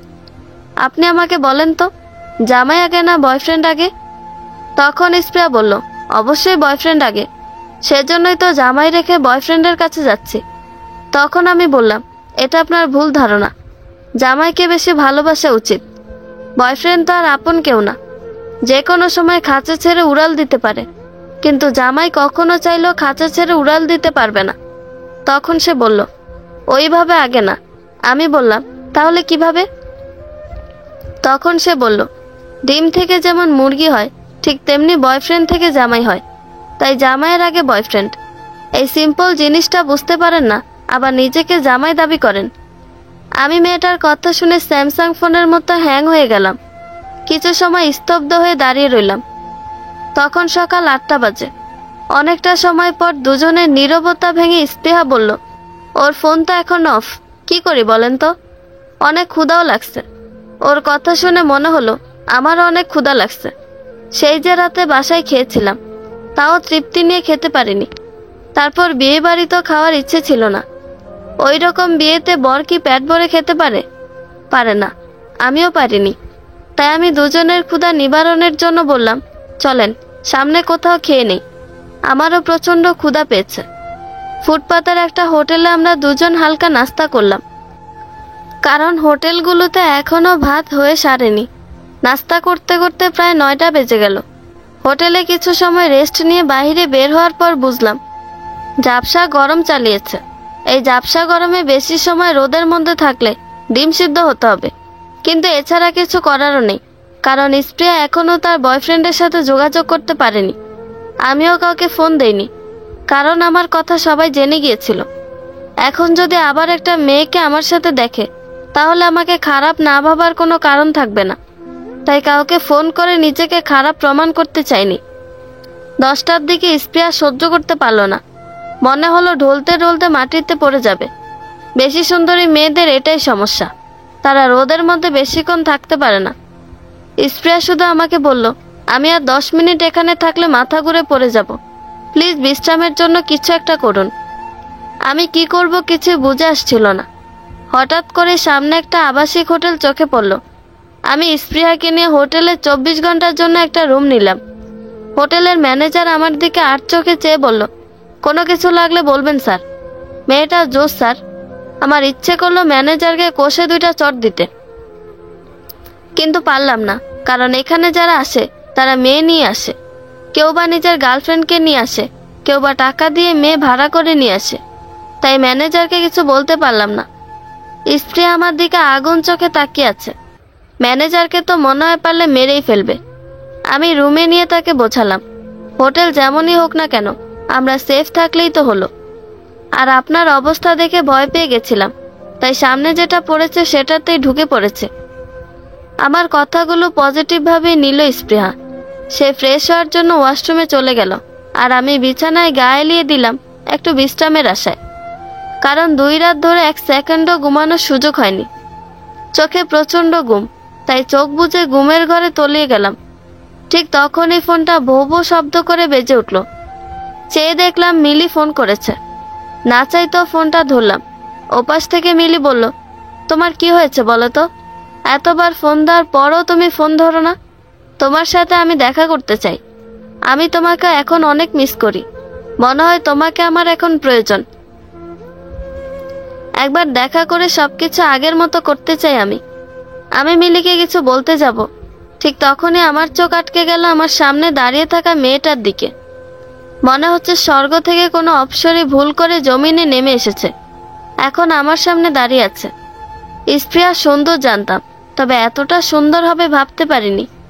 বিয়ের সাজে মেয়েটার দিকে ভালো করে তাকানোর সুযোগ হয়নি কখনো, কিন্তু আজ যখন বিয়ের সমস্ত সাজ ধুয়ে মুছে নতুনভাবে আমার সামনে দাঁড়িয়ে আছে, ঠিক তখন আমি বুঝতে পারলাম তার সৌন্দর্যের গভীরতা।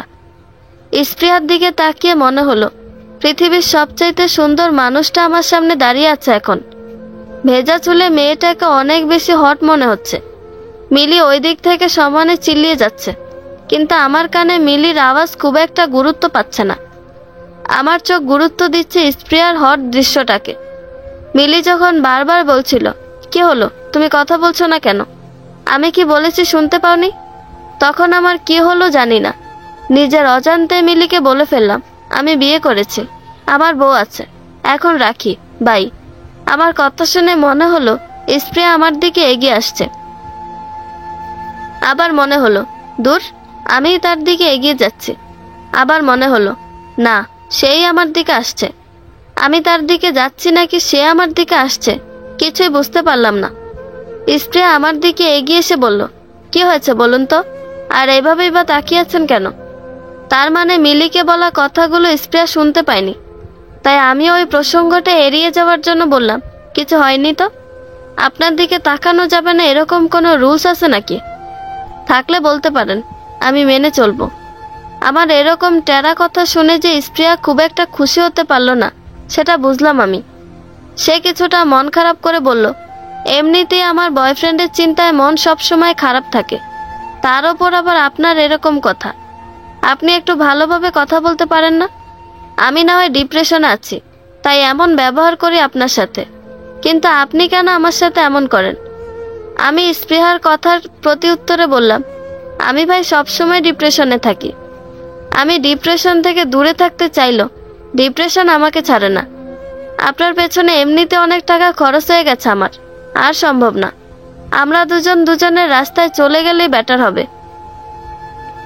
কেউ কারো যেহেতু প্রয়োজনে আসার কোনো সম্ভাবনা নেই, সো আলাদা হয়ে যাওয়াই ভালো। আমার জীবনটা আপনার মতো এত সুখের না, এত বিলাসিতার না। আমার অতীত শুনে হয়তো আপনার হাসি পেয়েছে, তবে আমি জানি আমার অতীত কতটা কষ্টের। তখন স্প্রিয়া বলল, প্রয়োজন নেই মানে? আমি একটা মেয়ে হয়ে কিভাবে এই ব্যস্ত শহরে আমার বয়ফ্রেন্ডকে খুঁজবো? ওর ফোন খোলা থাকলে তো কোনো সমস্যাই হতো না। আর আপনাকে তো আমি বলেছি আপনি যেতে পারবেন না যতক্ষণ না পর্যন্ত আমার বয়ফ্রেন্ডের সাথে আমার দেখা হচ্ছে। আর টাকার কথা বলছেন, সব টাকা দিয়ে দিব আপনাকে। আমি বাসা থেকে বের হওয়ার সময় অনেক দামি দামি জিনিস ব্যাগের ভিতর নিয়ে এসেছি, এগুলো বিক্রি করলে অনেক টাকা পাওয়া যাবে। আপনি হিসাব করে রাখেন, সব দিয়ে দিব আমি। আমি কিছু বললাম না। দেখতে দেখতে 24 ঘন্টা পার হয়ে গেল, বাট অবস্থার কোনো পরিবর্তন হলো না। বাধ্য হয়ে আমাদেরকে একটা বাসা নিতে হবে। মেয়েটা কাবিননামা সাথে করে নিয়ে এসেছিল, সে হয়তো জানতো এমন কিছু হবে, এটার দরকার হতে পারে, তাই ব্যাগে ভরে নিয়ে এসেছিল। আর সেটার কারণেই ঢাকা শহরের বুকে একটা বাসা ভাড়া পেলাম দুজন। আমি যে শুধু স্প্রিয়ার জন্য বাসাটা নিয়েছি তা না, এখানে আমারও লাভ আছে। আমার থাকার জন্য একটা জায়গা দরকার ছিল, এর থেকে ভালো জায়গা হয়তো আমি পেতাম না, তাই এটাকে বেছে নিয়েছি। কারণ বেঁচে থাকার জন্য একটা চাকরি দরকার, অন্তত আমার মতো মানুষদের। কারণ আমার আগে পিছে কেউ নাই, আমার থাকা খাওয়ার ব্যবস্থা আমাকেই করতে হতো। সকালে ঘুম থেকে উঠে বের হয়ে যেতাম চাকরির খোঁজে। অনেক পরিচিত বন্ধুদের কাছে বলেও রেখেছি একটা চাকরির কথা, কিন্তু কেউ সেরকম কোনো ব্যবস্থা করে দিতে পারেনি। সবাই নিজেকে নিয়ে ব্যস্ত। আজকাল অন্য কারোর জন্য কেউ শ্রম দিতে চায় না, কারো কাছে অনুরোধ করে নিজের মর্যাদা কমাতে চায় না। আমার পরিচিত একজন মানুষ আছে, সে যদি তার উপরের জনের কাছে শুধু একটা সুপারিশ করে, রিকোয়েস্ট করে আমার চাকরির জন্য, তাহলে হয়ে যাবে। কিন্তু সেটা সে করবে না, এতে নাকি তার মান কমে যাবে। বাসা নেওয়ার পর 1 মাস চলে গেল। এই 1 মাসে অনেক কিছু পরিবর্তন হয়ে গেছে। আপন মানুষগুলো পর হয়ে গিয়েছে, পর মানুষগুলো হয়তো কিছুটা হলেও আপন হয়েছে। সেদিন বাবাকে সাহস করে ফোন দিয়ে বললাম, কেমন আছো বাবা? বাবা আমাকে কোনো কথা বলার সুযোগ না দিয়ে ফোনটা কেটে দিল। কেটে দেওয়ার আগে শুধু বলল, ফোন দিয়েছিস কেন? আজ আমার মেয়ের বিয়ে, ভুলেও তুই ফোন দিস না। আমরা তোকে ভুলে গিয়েছি, তুই আমাদেরকে ভুলে যা, এটাই তোর জন্য ভালো হবে। বাবা ফোন রেখে দেওয়ার পর নিজের অজান্তেই কেঁদে দিই আমি। এমন কান্না আর কতদিন করতে হবে জানা নেই। আজ আমার আদরের বোনটার বিয়ে, অথচ আমি তার সামনে নেই। সেও কি তাহলে তার ভাইয়ের কথা ভুলে গেছে? ভুলে যাওয়াটাই স্বাভাবিক। খারাপ মানুষকে কেউ মনে রাখে না, মনে রাখলেও ঘৃণা করার জন্য মনে রাখে। আমাকে তো আর আমার বোন ঘৃণা করতে পারবে না, তাই হয়তো ভুলে গিয়েছে। বাবা তো অনেক আগে আমাকে ভুলে গিয়েছে, কিন্তু মা কি করে আমাকে ভুলে গেল? কোনো মা কি তার সন্তানকে কখনো ভুলতে পারে? আমার মা কিভাবে পারল? এসব কথা মনে হতেই কান্নাটা আরো বেড়ে যায়।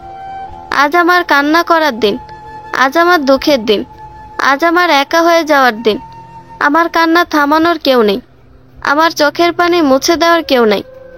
স্প্রেয়া কি আমার চোখের পানি মুছে দিতে পারে না?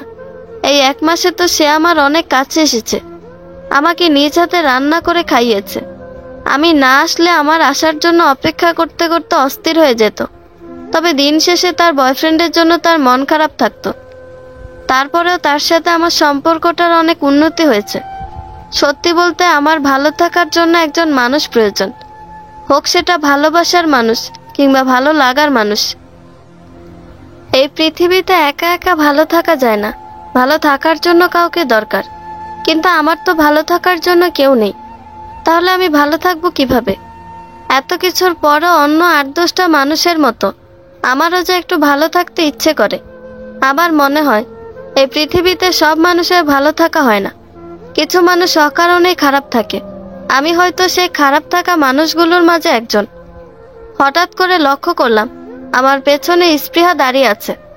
আমি চোখের পানিটা মুছে তার দিকে তাকাতেই সে একটা হাসি দিল। মনে হলো এই হাসিটার জন্য আমার খারাপ থাকাটা চলে গেল, খুব বেশি অবাক হব না। আমি তার হাসিটা মুগ্ধ হয়ে দেখতে থাকি। আমার মুগ্ধতার চোখে ফাঁকি দিয়ে সে দৌড়ে এসে আমাকে জড়িয়ে ধরে। তাহলে সে তার সিদ্ধান্ত বদলিয়েছে। বয়ফ্রেন্ডকে না পেয়ে পরিস্থিতির শিকার হয়ে যাকে বিয়ে করেছে তাকে ভালোবাসতে শুরু করেছে। এমন হলে খারাপ হয় না। আমার ভালো থাকার জন্য একজন মানুষ আমি পেয়ে গেছি। তার জড়িয়ে ধরাতে কেমন যেন ভিতরটাতে ভূমিকম্প সৃষ্টি হলো।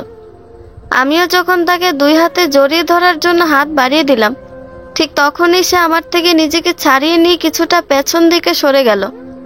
তারপর বলল, জানেন, আজ আমি অনেক খুশি।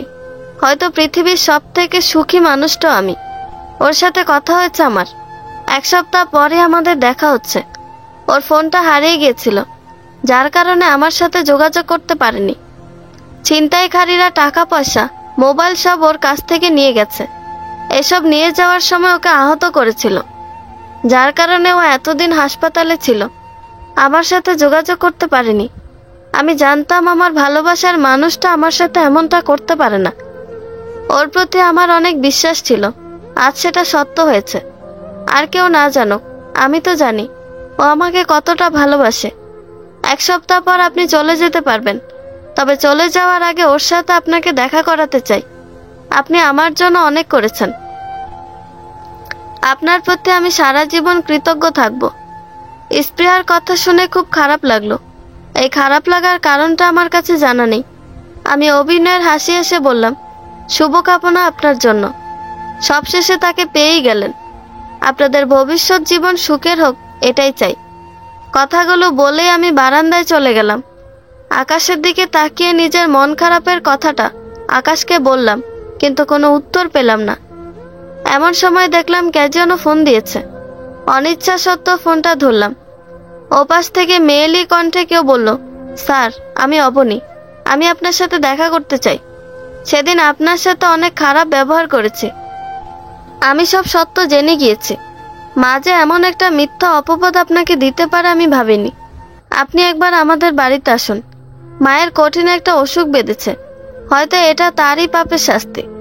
মরার আগে সে একটাবার আপনার কাছে ক্ষমা চাইতে চায়। আমার অবনীকে অনেক কিছু বলতে ইচ্ছে করছিল না, শুধু বললাম, এখন এসব বলে কি লাভ? এসব বললেই তো আর সবার কাছে আমি আগের মতো হব না। আমার নিজের, আমার পরিবারের যে অসম্মানটা হয়েছে সেটা তো আর ফিরে পাবো না। সবাই আমাকে তো খারাপ ছেলে হিসেবেই জানে। এখন তো আমার নির্দোষ হওয়ার ইচ্ছা নেই। যদি সম্ভব হয় আমার বাবা মাকে সত্যটা জানিও। পৃথিবীর সবাই আমাকে খারাপ ভাবুক, আমার কিছু যায় আসে না, কিন্তু অন্তত 2টা মানুষ জানুক আমি এমন কাজ করি না, এমন কাজ করতে পারি না। কথাগুলো বলে ফোনটা রেখে দিই, কারণ এই মুহূর্তে কারোর সাথে কথা বলতে আমার ভালো লাগছে না। এমনকি নিজেরই নিজেকে বড্ড বিরক্ত লাগছে। এত কষ্টের পরও কেন জানি বাঁচতে ইচ্ছে হয়। কখনো মনে হয় না মরে যাই, মনে হলেও সেটা খুব কম সময়ের জন্য। কিন্তু কার জন্য বাঁচতে ইচ্ছে করে সেটা আমার জানা নেই। হয়তো নিজের জন্য কিংবা অন্য কারো জন্য। অবনীর ফোন কেটে দেওয়ার পরও সে বারবার ফোন দিতে থাকে, কিন্তু আমি তার ফোন ধরি না। কারণ আমি ওই মহিলাটার সাথে দেখা করতে চাই না।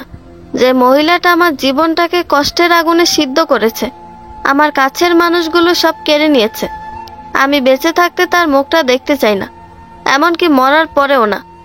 এতে যে যা ভাবুক আমার কিছু যায় আসে না।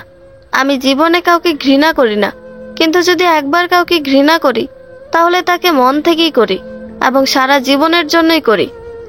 আর 7 দিন পর হয়তো স্প্রিয়া আমাকে ছেড়ে চলে যাবে, কারণ তার ভালোবাসার মানুষটা তাকে নিতে আসবে। তারপর আবার আমি সে আগের মতো একা হয়ে যাব। আমার পাশে কাউকে পাবো না আমি। আমার অসুখে বিসুখে আমাকে আমার পাশে থাকতে হবে। স্প্রিয়ার কথা ভেবে মনটা খারাপই হচ্ছে, কিন্তু কী বা করার আছে আমার কি আর স্পৃহাকে আটকে রাখার সাধ্য আছে? নেই। যদি থাকতো আমি আমার সর্বস্ব দিয়ে তাকে আমার কাছে রেখে দিতাম। অনেকগুলো খারাপ খবরের মাঝে একটা ভালো খবর পেলাম, সেটা হলো একটা চাকরি হলো আমার। তবে মনটাকে ভালো করতে পারলাম না।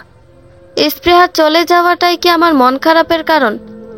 মানুষকে বলার মতো কোনো চাকরি না, দুবেলা দুমুঠো খাবার খেয়ে বেঁচে থাকার মতো একটা চাকরি। আমার জন্য এটাই অনেক, কারণ আমি কখনো খুব আরাম-আয়েশের মধ্যে নিজেকে আবদ্ধ রাখতে পারিনি। তাই কম টাকার মধ্যে যে কোনো পরিবেশে মানিয়ে নেওয়ার মতো অভিজ্ঞতা আমার আছে। না থাকলেও তো মানিয়ে নিতে হবে, এছাড়া কোনো উপায় তো আর নেই। আমার চাকরি জীবনের প্রথম দিনটা খুব ভালো গেল। অনেক অচেনা অজানা মানুষের সাথে পরিচয় হলো আমার। কাউকে ভালো লাগলো, কাউকে লাগলো না। কেউ আমাকে দেখে বিরক্ত হলো, কেউ বা আমার সাথে কথা বলে খুশি হলো। তবে যখন অফিস থেকে বাসায় ফিরব, ঠিক তখনই মনটা খারাপ হয়ে গেল।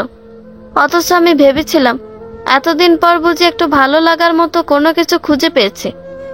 আজ আমার সমস্ত দুঃখ ভুলে যাওয়ার দিন, কারণ আজ আমার বোনের সাথে দেখা হয়েছে। আমার বোনের সাথে একটা ছেলেকে দেখলাম। তাহলে কি এই ছেলের সাথে ওর বিয়ে হয়েছে? বাহ, কি সুন্দর! পৃথিবীর সব ছেলেই বুঝি নিজের বোনটাকে এমন রাজপুত্র ছেলের সাথে দেখতে চায়। আমি আমার বোনকে দেখে খুশি না হয়ে পারলাম না। কিন্তু আমার বোন যখন আমাকে দেখেও না চেনার ভান করে আমাকে পাশ কাটিয়ে চলে গেল, তখন যেন কেমন লাগলো। মনে হলো এত খারাপ লাগা বুঝি এর আগে কখনো কোনো মানুষের ভিতরে কাজ করেনি, যতটা আমার ভিতরটাতে লাগছে। বুকের ভিতর এমন এক অসহ্য যন্ত্রণা হলো, যেটা সহ্য করার ক্ষমতা সৃষ্টিকর্তা আমাকে দেন নাই।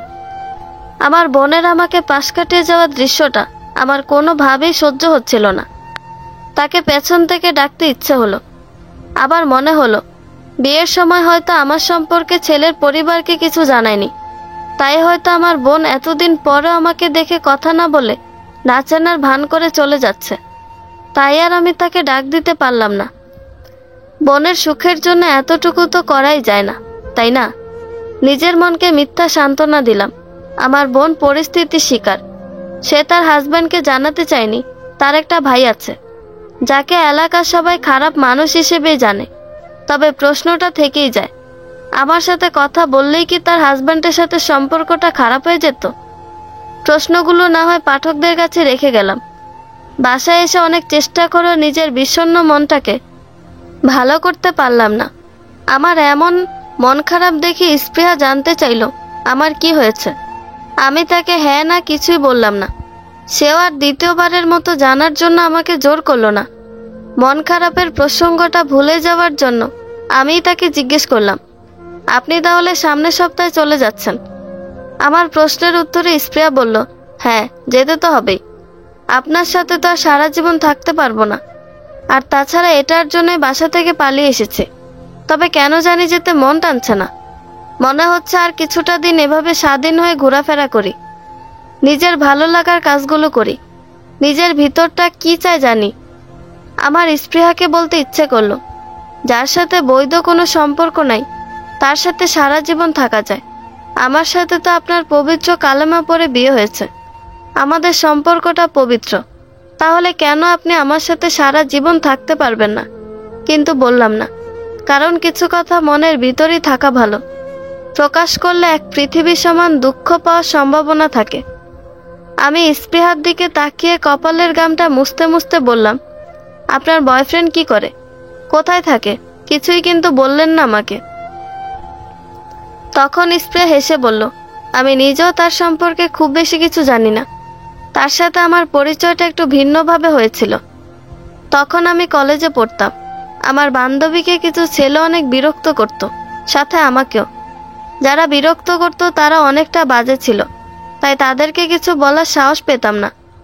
বাড়িতে এসব কিছু বলে ঝামেলা বাড়াতে চাইনি, কারণ বাসায় জানতে পারলে অনেক বড় কিছু হয়ে যাবে, তাই বাড়িতে কিছু জানাইনি।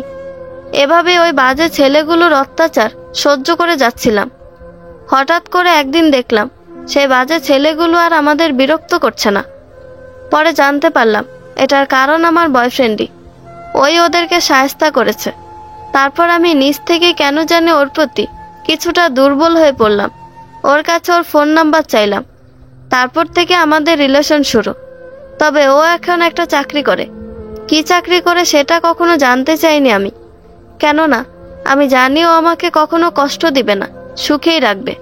তাই কি চাকরি করে, কত টাকা ইনকাম করে, এসব জানার ইচ্ছেটা কখনো হয়নি। আমি স্পৃহার দিকে অবাক চোখে তাকিয়ে রইলাম। এত সিম্পল একটা কারণেও মেয়েরা কারো প্রেমে পড়তে পারে, কাউকে ভালোবাসতে পারে জানা ছিল না আমার। কলেজে থাকতে তো কত মেয়েকে কতভাবে সাহায্য করলাম, কই কেউ তো কখনো ভালোবাসি বলল না, প্রেম করতে চাইলো না, ফোন নাম্বার চাইলো না। তাহলে কি আমার ভাগ্যটা এমন, কেউ আমাকে বয়ফ্রেন্ড হিসেবে পারফেক্ট মনে করে না? আমি স্পৃহাকে বললাম, এইসব কারণে কাউকে ভালোবাসা যায়? এমনও তো হতে পারে ওটা লোক দেখানো ছিল, কিংবা আপনাকে বশে আনার জন্য সে নিজে এমনটা করেছে। যদি আমার ধারণাটা ভুলও হতে পারে, তবে সত্য হলে অবাক হওয়ার কিছু থাকবে না, কারণ ছেলেরা মেয়েদেরকে পটানোর জন্য অনেক কিছু করে থাকে। তার মাঝে অনেক বাজে কাজও করে থাকে মেয়েদের সামনে হিরো সাজার জন্য, যেগুলো মেয়েদের সবসময় অজানাই থেকে যায়। আমার কথা শুনে স্পৃহা রাগী কণ্ঠে আমার দিকে আগুন চোখে তাকিয়ে বলল, ও এমন না, ওকে আমি চিনি। আর আপনি এসব নিয়ে মাথা ঘামাচ্ছেন কেন বলুন তো? প্রেমে ট্রেমে পড়লেন নাকি? আর যাই করেন না কেন, আমার প্রেমে পড়েন না, তাহলে আপনাকে দুঃখের সাগরে ভাসতে হবে। আপনাকে নিয়ে আমার ভয় হচ্ছে, কবে জানি আবার সত্যি সত্যি আমাকে নিজের বউ দাবি করে বসেন। স্পৃহার মুখ থেকে এরকম তিতা কথা শুনতে হবে কখনো ভাবিনি। তার কথাগুলো শুনে কেন জানি নিজেকে অনেক তুচ্ছ মনে হলো। আমি নিচের দিকে মাথা দিয়ে চুপ করে দাঁড়িয়ে রইলাম।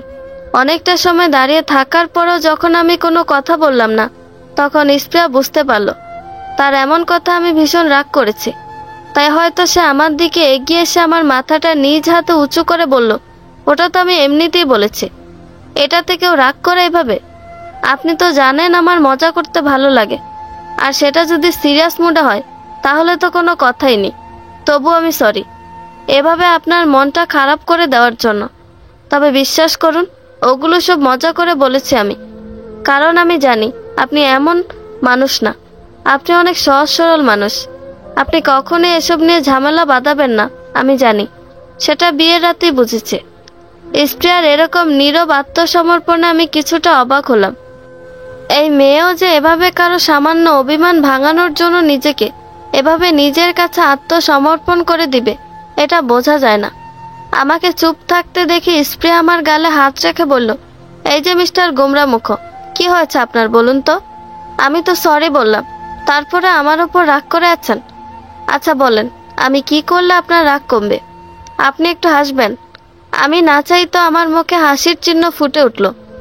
কেউ একজন এতটা দিন পর এভাবে আমার অভিমান ভাঙাবে, এটা ভাবিনি আমি। মাঝে মাঝে মনে হতো কত শত অভিমান জমা হয়ে গেছে। এই জমে থাকা অভিমানগুলো ভাঙানোর জন্য হলেও একজন তুমি প্রয়োজন, কিন্তু আজ সে একজন তুমি ছাড়াই কেউ আমার অভিমান ভাঙালো। এটা যেন মেঘনা চাইতে বৃষ্টি হওয়ার মতো। আমি যখন আমার ভাবনার সপ্তম আকাশে বিরাজ করছিলাম, ঠিক তখন স্পৃহার কথায় নিজেকে বাস্তবে প্রতিস্থাপন করি আমি। স্পৃহা আমার চোখের দিকে তাকিয়ে বলল, আমার 20 বছরের জীবনে প্রথমবার কারো অভিমান ভাঙালাম আমি এভাবে আমার বয়ফ্রেন্ডের অভিমানও কখনো ভাঙাইনি। কিন্তু আপনাকে এমন অবস্থায় দেখতে ইচ্ছে করছিল না আমার। কেন এমন হচ্ছিল সেটাও জানি না। কাল দিন পর আমার বয়ফ্রেন্ডের সাথে দেখা করতে যেতে হবে, আপনাকেও সাথে যেতে হবে। ওকে এই বাসাতে আসতে বলেছিলাম, বাট ও আসবে না, তাই রেস্টুরেন্টে যেতে হবে। আমি স্পৃহার এমন কথা শুনে বললাম, আপনি আপনার বয়ফ্রেন্ডের সাথে দেখা করতে যাবেন? আমাকে কেন যেতে হবে? আপনাদের মধুর মিলনের মাঝে আমি শুধু শুধু দর্শক হতে চাই না। তখন স্প্রিয়া ধমকে সুরে বলল, যেতে হবে আপনাকে, দরকার আছে। তার কথার প্রতি উত্তরে তাকে বলতে চাইলাম, কে আপনি? আমার কে হন? এভাবে আমাকে ধমক দেওয়ার অধিকার আপনাকে কে দিয়েছে? কিন্তু বলতে পারলাম না, কারণ সে তখন চলে গিয়েছে। পরের দিন রেস্টুরেন্টে দেখা করতে গিয়ে যা দেখলাম সেটা যেন বিশ্বাসই করতে পারলাম না। এই ছেলে কি তাহলে স্প্রিয়ার বয়ফ্রেন্ড? আমি তো এই ছেলেটাকে চিনি। হাই স্কুল জীবনে 5-5টা বছর একসাথে পড়েছি। আজ প্রায় 7 বছর পরে তাকে দেখলাম আমি। তবে এতদিন পরে দেখলেও চিনতে কোনো কষ্ট হয়নি। সে কি আমার অতীতের বদনামগুলোর কথা জানে? তাহলে কি আবার আমি এই দুজনের মানুষের কাছে খারাপ মানুষ হিসেবে নতুন করে পরিচিত হব?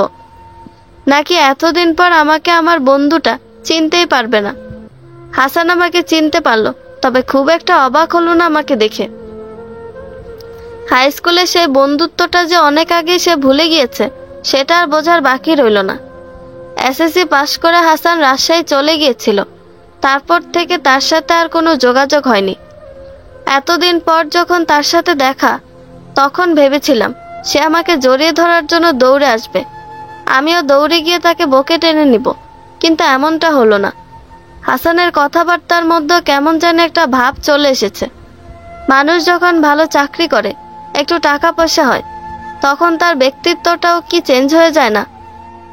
হাসানকে দেখে এরকমই মনে হচ্ছে। হাসান আমার সম্পর্কে কিছুই জানে না, আমার বদনামের কথা হয়তো জানে না। স্প্রিয়ার কাছ থেকে অন্তত এই মিথ্যা বদনামের লজ্জাটা পেতে হবে না, আমাকে এটা ভেবে ভালোই লাগছে। তবে হাসান অনেকটা বদলে গিয়েছে। তার কথার মধ্যে কেমন যেন অহংকার বোধ কাজ করে, এমনটা আগে করতো না। স্প্রিয়া আমাকে হাসানের সাথে পরিচয় করিয়ে দিল। হাসান যখন জানতে পারলো আমরা দুজন একই ছাদের নিচে বসবাস করছি, তবুও সে তেমন কোনো রিয়েক্ট করলো না। অথচ আমি ভেবেছিলাম সে নেগেটিভ কিছু ভাববে, স্প্রিয়ার সাথে তার ঝগড়া হবে, স্প্রিয়াকে সে সন্দেহ করবে, স্প্রিয়াও রাগ করে তার সাথে ব্রেকআপ করবে। এমন ভাবাটা যে কত বোকামি সেটা বুঝতে পারলাম আমি। স্প্রিয়া আমাদের দুজনকে পরিচয় করিয়ে দেওয়ার এক সময় আমি নিজ থেকে বললাম, আমি আপনার বয়ফ্রেন্ডকে অনেক আগে থেকেই চিনি, যদিও অনেকটা বছর আমাদের দুজনের কোনো কথা হয়নি, যোগাযোগ হয়নি, তবে আমরা 5টা বছর একসাথে পড়েছি। আমার কথার সাথে হাসান সম্মতি দিল। স্প্রিয়া আমাদের এতদিন পর দেখা হওয়াতে অনেকটা খুশি হলো, কারণ হয়তো ওই একটাই, আমার সাথে যোগাযোগটা থেকেই যাবে। কিন্তু আমি তো তার সাথে কোনো যোগাযোগ রাখবো না। যেদিন স্প্রিয়া হাসানের কাছে চলে যাবে, সেদিনই আমি স্প্রিয়ার সাথে সব সম্পর্ক ছিন্ন করে চলে যাব অন্য কোনো এক দুনিয়ায়, যেখানে স্প্রিয়া নামে কোনো মানুষ থাকবে না। কারণ ইদানিং কেন জানি মনে হচ্ছে স্প্রিয়াকে ছাড়া আমার থাকা খুব কষ্ট হবে। এটাকে কি বলা যায় জানি না। যদি ভালোবাসা বলা যায় তবে ভালোবাসে, না হলে অন্য কিছু। স্প্রিয়ারও কি আমাকে ছেড়ে থাকতে কষ্ট হবে? আমাকে মিস করবে অনেক? নাকি হাসানের সাথে দিব্যি কাটিয়ে দিবে নিজের সুখের দিনগুলো? এমনটা হলেও অবাক হব না, কারণ স্প্রিয়া আমাকে কখনোই ভালোবাসেনি, শুধু একজন বন্ধু ভেবেছে, যার কাছ থেকে সাহায্য পাওয়া যাবে, এর বেশি কিছু না। অনেকক্ষণ কথা বলার পর বুঝতে পারলাম আমার এখন চলে যাওয়া উচিত। ওরা দুজন অনেক দিন পর দেখা করলো। একান্তে কিছু কথা বলার থাকতে পারে ওদের, যেহেতু ওরা দুজন প্রেমিক প্রেমিকা, তাই গোপনীয় অনেক কিছুই থাকতে পারে তাদের মাঝে। তাই আমি তাদেরকে একা রেখে চলে এলাম। হাসান কিংবা স্প্রিয়া আমার চলে আসাটা আটকালো না, কারণ তারাও একটু ব্যক্তিগত গোপনীয়তা চাচ্ছিল।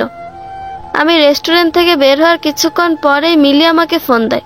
সেদিনের পর মিলি আর আমাকে ফোন দেয়নি, হয়তো অভিমান করেছিল আমি তার সাথে কথা না বললে কেন ফোনটা রেখে দিয়েছে। আমিও অভিমান ভাঙানোর প্রয়োজন মনে করিনি, তাই ফোনও দেইনি। এমনিতেও ব্রেকআপের পর মিলিকে কখনো ইচ্ছে করে ফোন দেইনি, দিতে ইচ্ছে করেনি। এই ইচ্ছে না করার কারণটা আমি খুঁজে পাই না। হতে পারে এটার কারণ স্প্রিয়া কিংবা অবনী। ফোন রিসিভ করার সাথে সাথে মিলি বলল, তুমি কোথায় এখন? আমি তোমার সাথে দেখা করতে চাই, ইমার্জেন্সি। আমি তখন বললাম, অনেক দূরে আছি, দেখা করতে পারবো না। কেন দেখা করতে চাও তুমি? দেখা করার তো কোনো কারণ দেখি না আমি। তখন মিলি বলল, ঢাকাতেই তো আছো, এমন তো না যে ঢাকার বাইরে আছো, দেখা করার কারণ লাগবে কেন? এতদিন পর দেখা করতে চাইলাম আর তুমি কিনা আমাকে ইগনোর করছো। এই ছিল তোমার ভালোবাসায়? আমি কি তোমার এতটাই পর হয়ে গেছি যে একটাবার দেখা করতে পারবে না আমার সাথে? এতটাই দূরে ঠেলে দিয়েছো আমাকে। আমার খুব রাগ হলো। এমনিতেই মন মেজাজ ভালো না, তার উপর মিলির এমন তেতো কথা। আমি মিলিকে ধমক দিয়ে বললাম, ভালোবাসা জিনিসটার মানে তুমি আমার থেকে বেশি বোঝো। আমি কাউকে ভালোবাসতে পারি না। যদি পারতাম তাহলে ভালোবাসার মানুষগুলো আমাকে ছেড়ে যেত না। তুমি একটা কথা বলতে পারবা? তোমার সাথে যখন রিলেশনে ছিলাম তখন তোমার কি কখনো 1 সেকেন্ডের জন্য মনে হয়েছে আমি তোমাকে ভালোবাসি না? তখন মিলি বলল, না, মনে হয়নি। তবে এখন তুমি আমাকে ইগনোর করো, আমার সাথে কথা বলতে চাও না, আমার ফোন ধরো না। তখন আমি মিলিকে বললাম, এখন আমি তোমাকে ভালোবাসি না, তাই এমন করি। আর আমি এখন বিবাহিত, আমার বউ আছে। তখন মিলি হেসে দিয়ে বলল, মিথ্যা বলা শিখে গিয়েছো দেখি। যেখানে তোমারই থাকা খাওয়ার কোনো জায়গা নেই সেখানে তুমি নাকি বিয়ে করছো, হাস্যকর। তখন আমি গলার স্বর নিচু করে বললাম, তাহলে তো জানোই আমার অবস্থা খুব শোচনীয়। আমার থাকা খাওয়ার মতো জায়গা নেই। আমার জীবনে কেন আসতে চাইছো? অন্য কাউকে বেছে নিলেই তো পারো। তখন মিলি বলল, কারণ তোমাকে ভুলতে পারছি না তাই। তুমি কি আমাকে সত্যিই ভুলে গেছো? মিলির এমন কথা শুনে কি বলবো ভেবে পাচ্ছিলাম না। আসলে কি আমি মিলিকে ভুলে যাইনি? সব সময় তো একজন মানুষকে আমার মনে হয়। আমি জানি সে আমার না, অন্য কাউকে ভালোবাসে। তবুও কেন তার জন্য আমার ভিতরটা তা হাহাকার করে। আমি মিলিকে বললাম, হ্যাঁ, আমি তোমাকে ভুলে গিয়েছি। তখন মিলি মন খারাপের সুরে বলল, তুমি তো বলেছিলে আমি তোমাকে ভালোবাসি না, তাই আমি অন্য কারোর সাথে নিজেকে জড়াতে পেরেছিলাম। তাহলে আজ কেন তুমি আমাকে ভুলে গেলে? তুমিও কি আমার মতো অন্য কারোর সাথে নিজেকে জড়িয়ে ফেলেছ? তাহলে তো আমার প্রতি তোমার ভালোবাসাটা বরাবরই মিথ্যা ছিল। অথচ তুমি আমাকে মন থেকে ভালোবাসো, সে আশায় তোমার কাছে বারবার ফিরে আসতে চেয়েছি। আর তুমি কিনা অন্য কারোর জন্য আমাকে ভুলে গেলে। বেশি কিছু বলতে ইচ্ছে করছিল না, তারপরেও বললাম, তুমিও তো আমাকে ছেড়ে অন্য কাউকে ভালোবেসেছিলে। কই, আমি তো কোনো অভিযোগ করিনি। তুমি তো তার সাথেই নিজের জীবনটাকে রঙিন করতে চেয়েছিলে, কিন্তু পারোনি, কারণ সে তোমাকে ছেড়ে চলে গিয়েছে। সে যদি চলে না যেত তাহলে তো তুমি ঠিকই আমাকে ভুলে তার সাথে সুখে শান্তিতে জীবনযাপন করতে। তাহলে আমি কেন পারবো না? আমার বুঝি ভালো থাকার অধিকার নেই, ভালোবাসার অধিকার নেই? আমার মনে হয় আমি তোমার সাথে ভালো থাকতে পারবো না, তাই তোমার সাথে আবার নতুন করে নিজেকে প্রেমের বন্ধনে বাঁধতে চাই না আমি। মিলির সাথে কথা বলার সময় হঠাৎ করেই মাথায় প্রচণ্ড ব্যথা অনুভব করলাম। এর আগে কখনো এমন হয়নি আমার। আমি মাথায় ব্যথা নিয়ে বাসায় চলে গেলাম, ওষুধ খেলাম, সারাদিন শুয়ে থাকলাম, তারপরেও মাথা ব্যথা কমলো না। শুয়ে থাকতে থাকতে কখন যে ঘুমিয়ে গিয়েছি বুঝতেই পারিনি। ঘুম ভাঙল বিকেল 5টায়। তখনও স্পৃহা বাসায় ফিরেনি। তাহলে কি সে চিরদিনের জন্য চলে গেল? আমাকে তো বলে যাওয়ার কথা। তার সব জিনিসপত্র তো এখানেই আছে, এসব না নিয়ে তো সে যাওয়ার কথা না। সেই সকাল 10টায় আমি তাকে হাসানের কাছে রেখে এলাম। এখনও সে হাসানের সাথে আছে। কি করছে তারা সারাটা দিন ধরে আমার খুব জানতে ইচ্ছে করলো, কিন্তু চাইলেই তো আর সব জানা সম্ভব না। এটা আমার পক্ষে জানা সম্ভব না। কি আর করবে? ভালোবাসা বিনিময় করবে, এর বেশি কিছু না। আর করবেই তো, তারা প্রেমিক প্রেমিকা, এটুকু করতেই পারে। কিন্তু তাদেরকে নিয়ে এমনটা ভাবতে আমার খারাপ লাগছে কেন সেটাই বুঝলাম না। অনেক কিছু করেও যখন মাথা ব্যথাটা কোনো ক্রমেই কমছিল না, তখন ভাবলাম একবার ডাক্তারের কাছে যাওয়া উচিত। শুনেছি মানুষের যখন ব্রেন টিউমার হয় তখন মাথায় অনেক পেইন হয়, কিন্তু আমার তো এর আগে এত পেইন হয়নি কখনো। তবুও কেন জানি ভয় হতে লাগলো। আমার তো আবার এরকম কিছু হলো না। ব্রেন টিউমার হলে নাকি অপারেশনে বাঁচার সম্ভাবনা মাত্র 5%।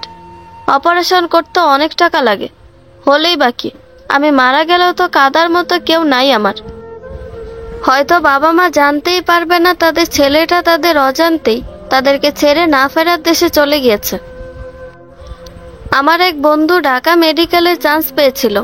ওর নাম রাশেদ, খুব ভালো স্টুডেন্ট। দূর কি বলি আমি, ভালো না হলে কি আর ঢাকা মেডিকেলে চান্স পায়? মাথা ব্যথার সাথে সাথে কথাগুলো কেমন যেন হয়ে যাচ্ছে। রাশেদের পড়াশোনা শেষ হয়েছে, এখন ঢাকাতেই রোগী দেখে। ওর কাছে গেলে কেমন হয়, টাকাও খরচ হবে না, আমার মাথা ব্যথার কারণটাও জানতে পারবো। আমার হাই স্কুল জীবনের অনেক বন্ধুরা এখন প্রতিষ্ঠিত, আমিই শুধু কিছু করতে পারিনি। এখানেও কি আমি ব্যর্থ না? নিজের বাবা মায়ের কাছে আদর্শ সন্তান হতে পারলাম না, বোনের কাছে ভালো ভাই হতে পারলাম না, ভালোবাসার মানুষের কাছে বিশ্বাস অর্জন করতে পারলাম না। সব জায়গায় কেন জানি আমি ব্যর্থ। মৃত্যুতেও কি আমি ব্যর্থ হব? না, মৃত্যুর কাছে আমি সফল হব। আমার বিশ্বাস, এই স্বার্থপর পৃথিবীর সবাই আমাকে নিরাশ করলো, মৃত্যু আমাকে ভালোবেসে বরণ করে নিবে। আমার ডাক্তার বন্ধুর সাথে দেখা করলাম, পরীক্ষাও করালাম। ভয় হচ্ছে খারাপ কিছু ধরা পড়বে হয়তো আমার। এমন সময় আমার বন্ধু আমার কাছে এসে বলল, এত চিন্তা কিসের, তেমন কিছু হবে না, বেশি টেনশনে থাকিস, আর ওদের মধ্যে ছিলি সেজন্য হয়তো এমন হয়েছে। তোর সাথে কি হাসানের কথা হয়? হাসানের কথা শুনে আমি থমকে গেলাম। আমি গোমরা মুখে বললাম, না, কেন বলতো? তখন রাশেদ বলল, হাসান তো এখন অনেক পরিবর্তন হয়ে গেছে। আগে তো মেয়েদের সাথে কথাই বলতে পারতো না, আর এখন ওর কয়েকটা গার্লফ্রেন্ড। হাসান রাজশাহী থেকে মাঝে মাঝে ঢাকায় আসতো মিলি নামের একটা মেয়ের সাথে দেখা করতে। মিলি নামটা শুনে বুকের ভিতর ছ্যাদ করে উঠল। আমি যে মিলিকে চিনি সেই মিলি নয় তো? রাশেদ আবার বলল, আমিও একদিন ওদের সাথে ঘুরতে গিয়েছিলাম। মেয়েটার বাসা ঢাকাতে। 5-6 মাস আগে মেয়েটা আমার এখানে এসেছিল। হাসানের সাথে ফিজিক্যালি রিলেশন করার কারণে মেয়েটার পেটে যে বাচ্চার জন্ম নিয়েছিল সেটা নষ্ট করতে আমার কাছে এসেছিল তারা। তুই শুনলে অবাক হবি, এই মেয়েটার সাথে এরকম একটা কাজ করার পরও হাসানের এখনো 2-2টা গার্লফ্রেন্ড। ও মেবি ঢাকায় আসবে ট্রান্সফার হয়ে। আমার কাছে মেয়েটার পিকও আছে, দাঁড়া তোকে দেখাচ্ছি। ঘুরতে গিয়ে তুলেছিলাম। কথাগুলো বলেই নিজের ফোনে একটা পিক দেখালো আমাকে। ছবিটা দেখে কিছুক্ষণের জন্য বাকরুদ্ধ হয়ে গেলাম আমি। এটা তো সেই মিলি যাকে আমি চিনতাম, জানতাম, এখনো চিনি। তাহলে কি আমার ব্রেকআপের পর মিলি হাসানের সাথে রিলেশনে জড়িয়েছিল? অথচ মিলি আমাকে অশুদ্ধ বলতো আর নিজেকে বিশুদ্ধ দাবি করত। তাহলে কি পৃথিবীর নোংরা মানুষগুলোই নিজেকে বিশুদ্ধ দাবি করে? আসল বিশুদ্ধ মানুষগুলো নিজের বিশুদ্ধতা লুকায়িত রাখে। বন্ধুরা, এই পর্বের সমাপ্তি এখানেই। গল্পটি ভালো লেগে থাকলে একটা লাইক করে দিবেন এবং গল্পের বাকি অংশ শোনার জন্য চ্যানেলটি সাবস্ক্রাইব করে পাশেই থাকবেন। ধন্যবাদ সবাইকে, ভালো থাকবেন।